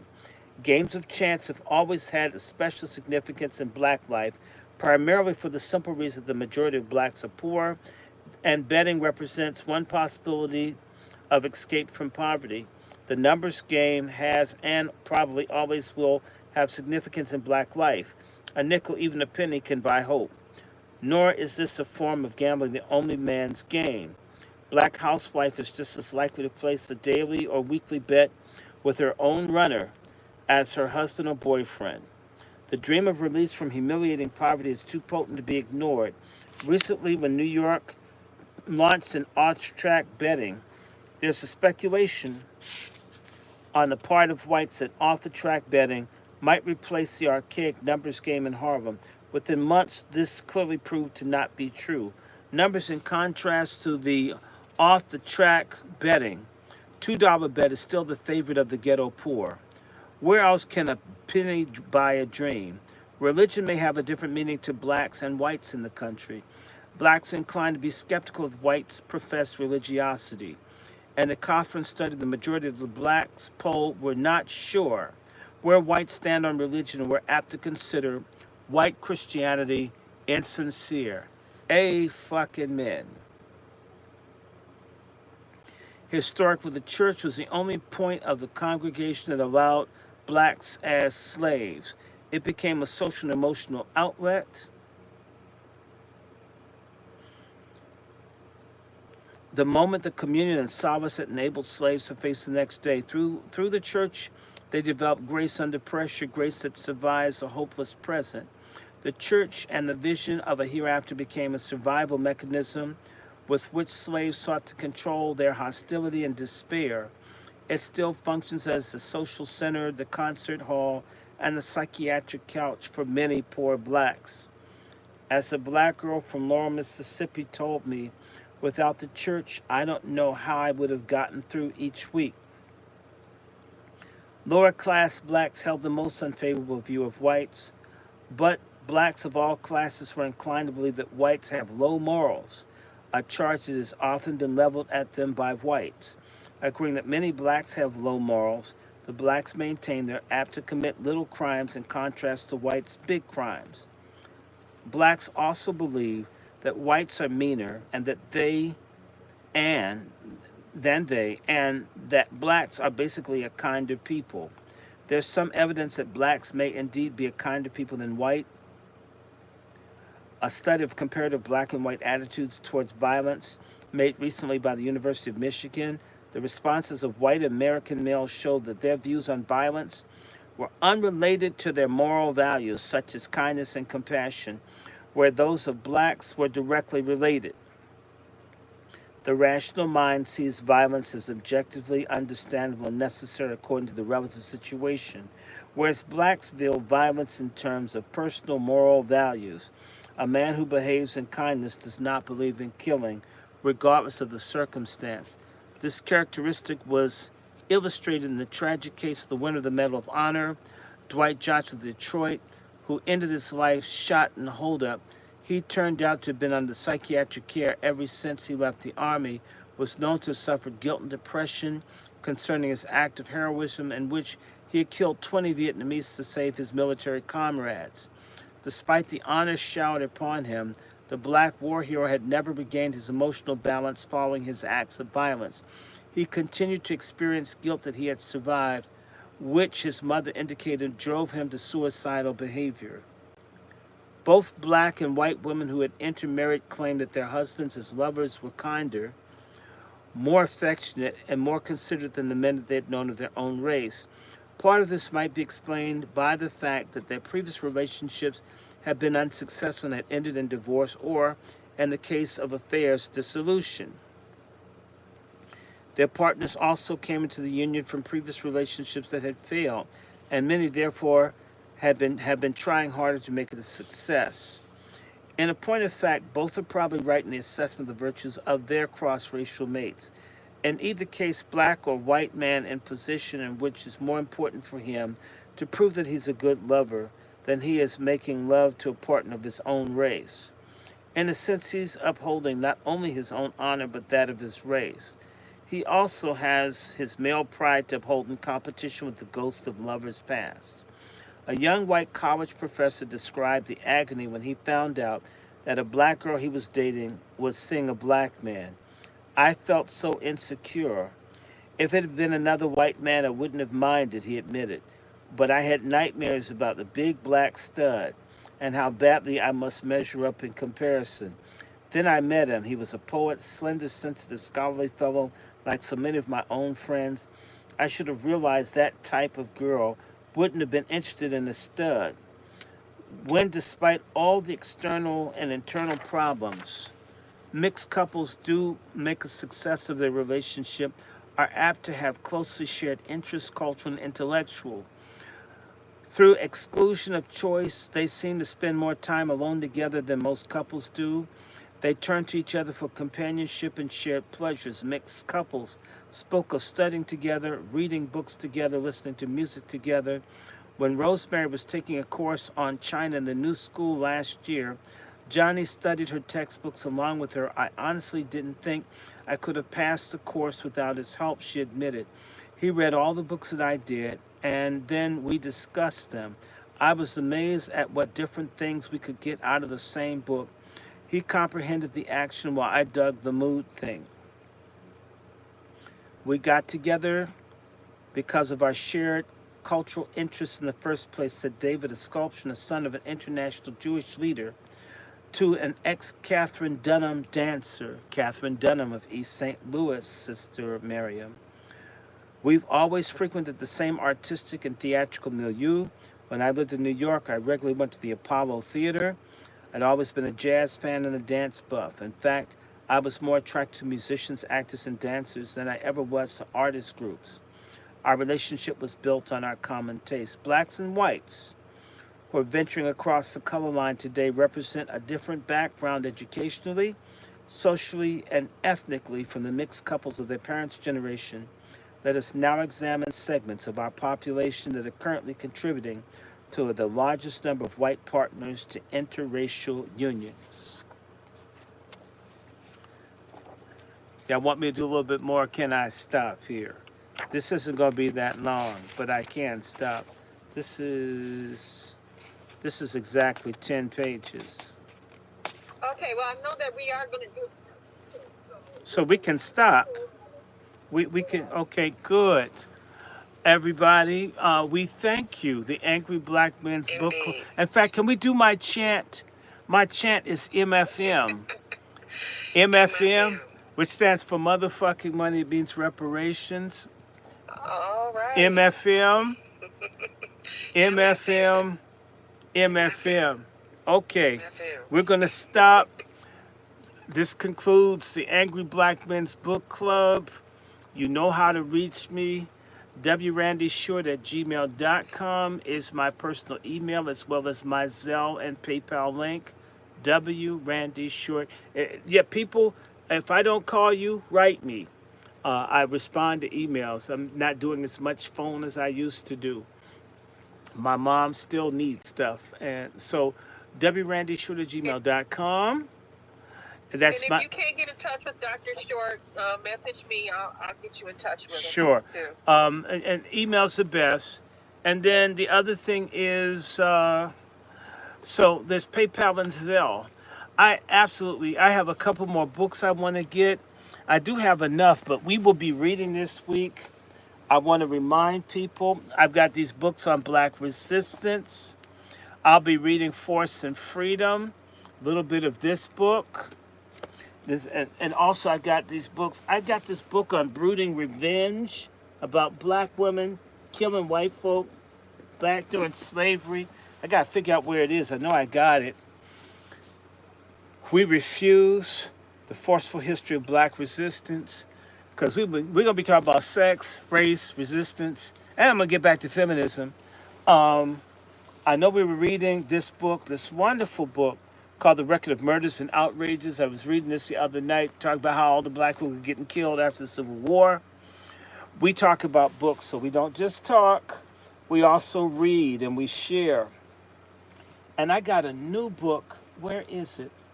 I should figure out where it was. It's a book talking about how all the black folks were dying in the camps after the Civil War. Oh, yes, they were letting black people die by the thousands. And I will be sharing different things. I may not read the whole book, but I'm going to read part. Wait a minute. No. I put it somewhere else. Oh, my white Jesus. I'm not going to even bring him out.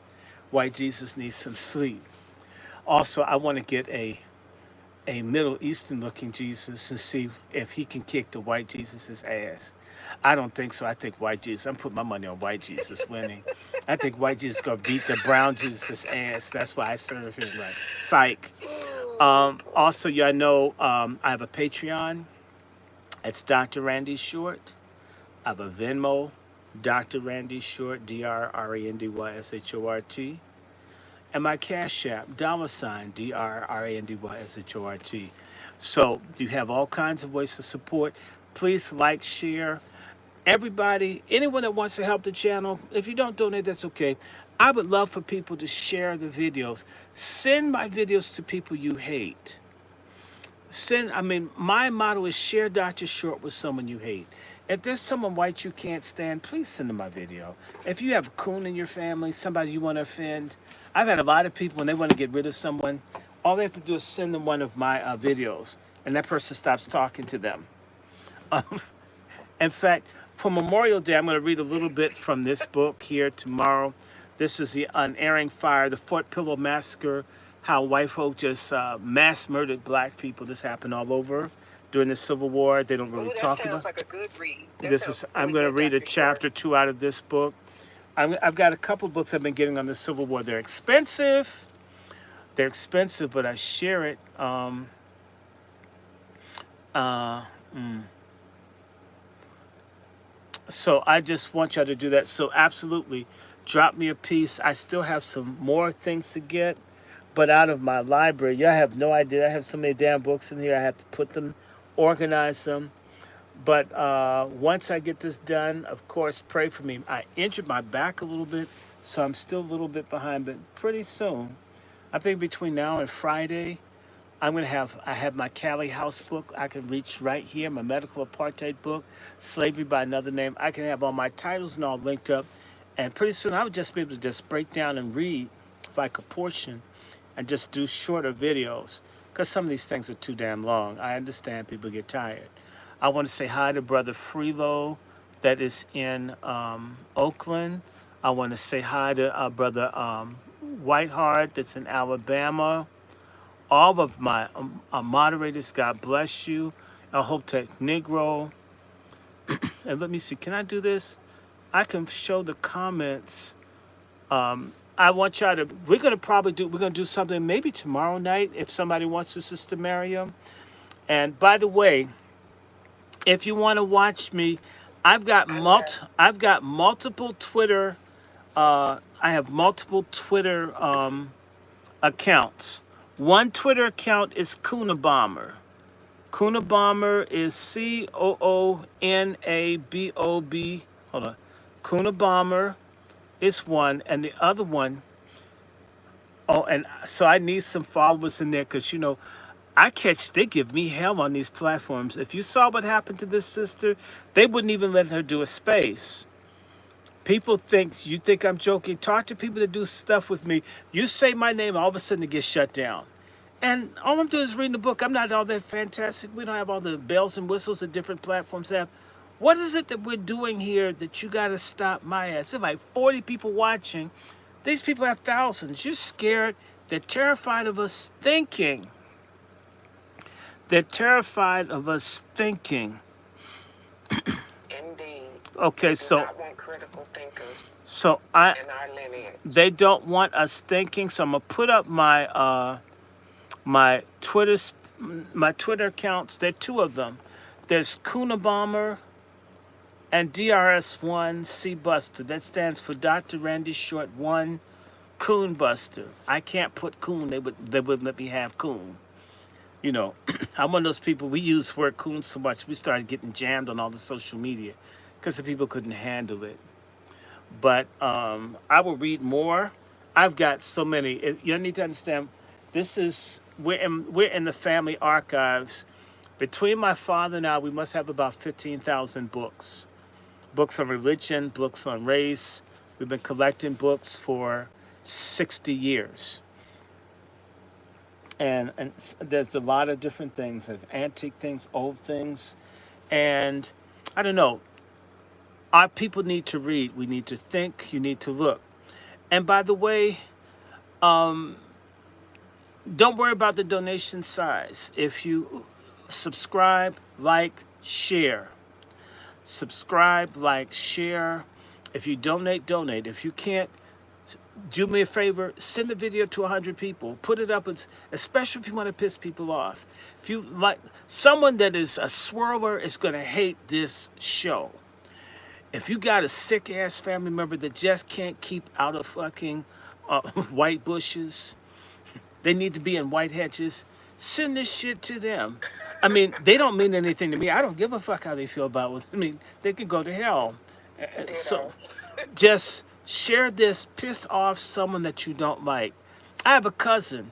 His wife was cheating on him and shit. You know what he would do? He would play my videos. Turn that motherfucker off. I hate him. He couldn't wait to introduce me to his wife through his phone. I could see that bitch wanted to kill me. I have a friend in Chicago who has like stud neighbors. And when she would make them mad, she would just turn my video on. Ladies would come. Turn that shit off. Who is that? If there's someone, use me as revenge. We have to make people who make us unhappy, let's make them miserable. You have a family member that doesn't get it? Stop sending me them fucking things. Who's this fucking doc? That motherfucker no real doc. Send it. Make the time that you set to listen to this. If you have friends that drive trucks, truck drivers love the Angry Black Men's Book Club. Because there are no commercials and shit. You could just listen for hours. You could drive to the moon and shit and listen to some of these broadcasts. So, absolutely, send me a piece. Because I got 1,000 followers. I would love to like get $1 a month or whatever. So I could like buy shit. I've got some books. Freelo, I'm still waiting for that book on slavery and Islam. Because I want to read that because a lot of Islamic niggas be lying. To have evidence and to do that, and by the way, with this DEI shit, they're destroying libraries across the country. You better get yourself some black books. They're erasing our history. You better get yourself some damn books because when that shit's gone, if you start looking, I mentioned Man, Child, and Promised Land, some other books. Those books are $200 or $300 or $400 for paperback books we used to get for 50 cents. They want to destroy this information. That's one of the reasons I said I'm going to start reading, sharing, because a lot of people say, why do you think like you do? I don't hate people. I told you, I love my white ancestors. I don't sit up and disown. I don't do shit like that. I will tell you all about who I am, where I come from. But what shapes me is what I read, what I learn, what you study. So everything ain't my opinion. I don't run around having opinions about stuff I don't know. So give, subscribe, share, shout it out, put some shit on Twitter. I've got Instagram. If you find me, let's do stuff because we're shaking it up. And of course, please delineate in your sexual lives, please.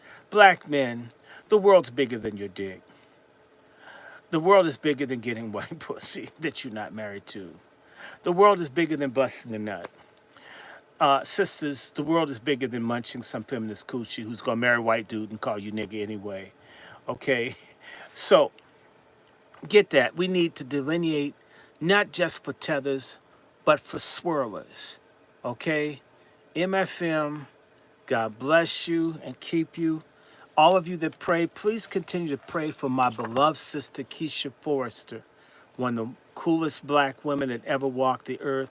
The sister who brought down that faggot ass, Africa Bambaataa, who's raping our kids in New York. That tether rapist of black children, that sister, she needs your prayers. Her husband needs to come home to her. A lot of her, she's lost like 40 family members in the last year or two. It just made me, I almost gonna cry thinking about her husband dying after all of this. This woman's doing 3-4 funerals a week for a period of time.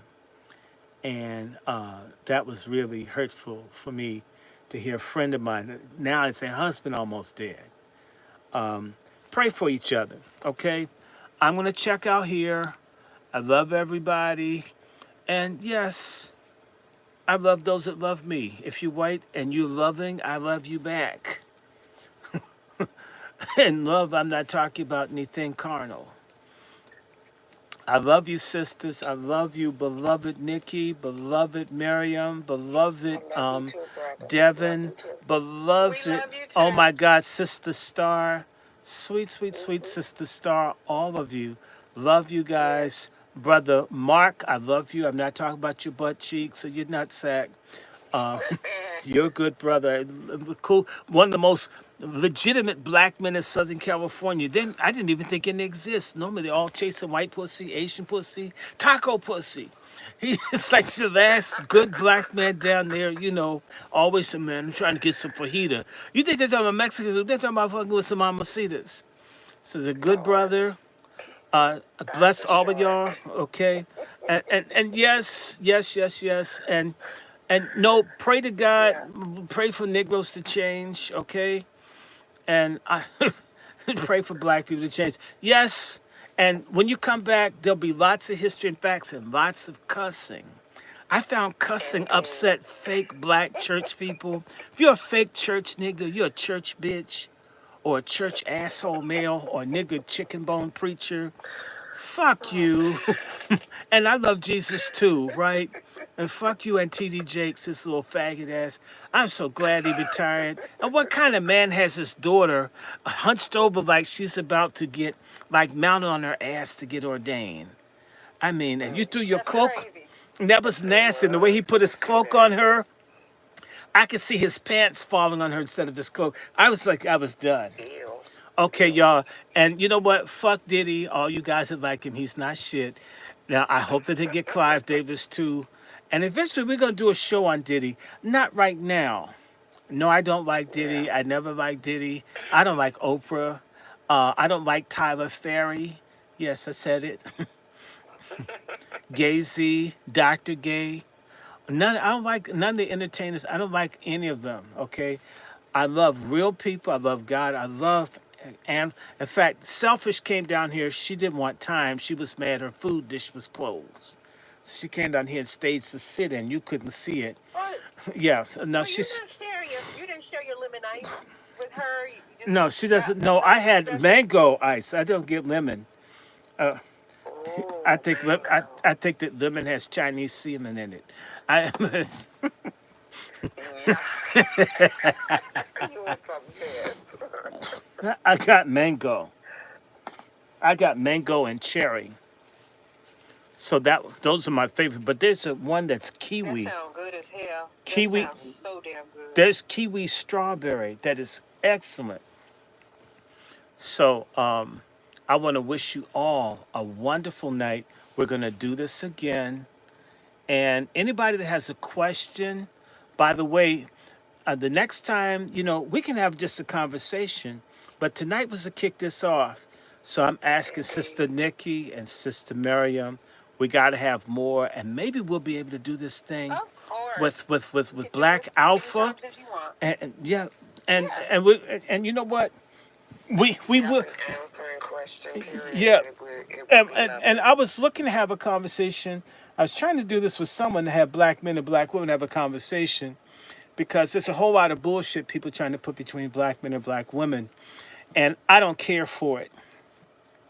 So I'm looking to have a conversation with black men and black women together that we can actually love and be around each other and prove these people wrong. Okay? We've got to turn black America around for ourselves. Stop letting people tell us how to feel about each other. Okay, and everything. I love Sister Miriam. I call her at all crazy hours.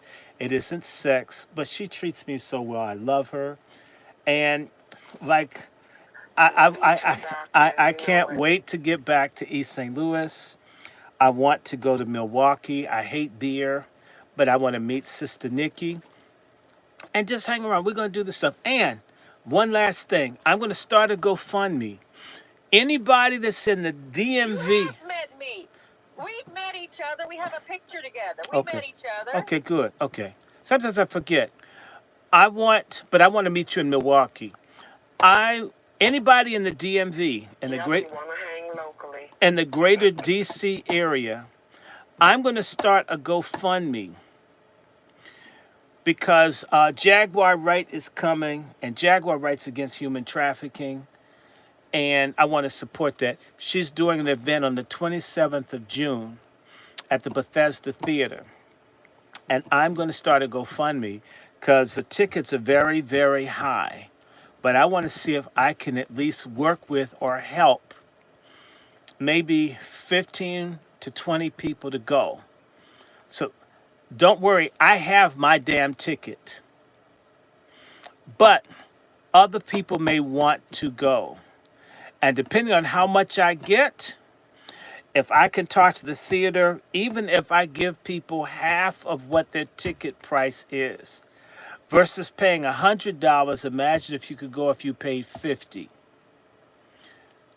Wouldn't that be cool? And that way we can have a bunch of really cool people that really appreciate Jaguar because there going to be some hater asses there. And Indeed, y'all and need that's to. what you need, the black We need grassroots, some as I'm real calling. grassroots people that aren't on bullshit to be there for our sister Jaguar. She's not like what y'all think she is. I know what it's like to pray with her, talk to her. They like food, they like cooking, they're smart. the world is bigger than just talking about the rap bullshit.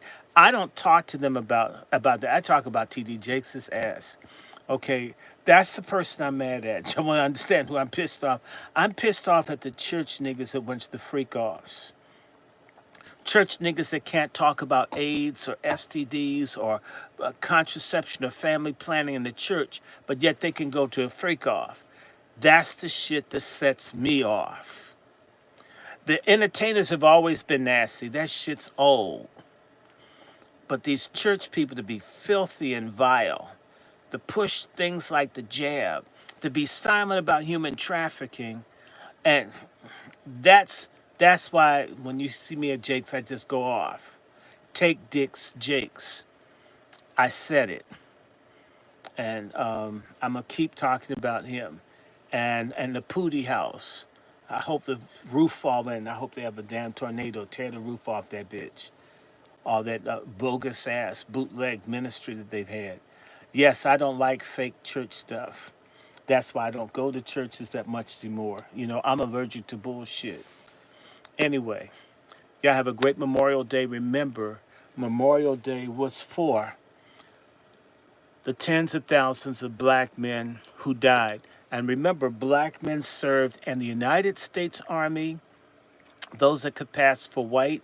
Multiple people in my family served in both the colored forces and the United States colored troops, and they served in the regular thing. I mean, any way that they could fight against our enslavement. So when you hear 40 or 45,000 black folks died in the Civil War, that's a lowball number because they died in the other forces as well. So maybe 100,000 black men died in the Civil War, and tens of thousands of blacks were killed in the aftermath, the post-conflict of the Civil War. Take Memorial Day seriously. This is more Juneteenth to me than Coonteeth, where everybody else from other countries pretending it's their damn holiday. Okay, don't eat any curry goat on Juneteenth. And no fufu either. I'm not knocking, but don't show any kente cloth, not on Juneteenth. Okay, stick to the colors. MFM, everybody, and share this, okay? MFM. Okay, good night, everyone. Bye-bye. Good night, Doctor. Bye-bye. Good night.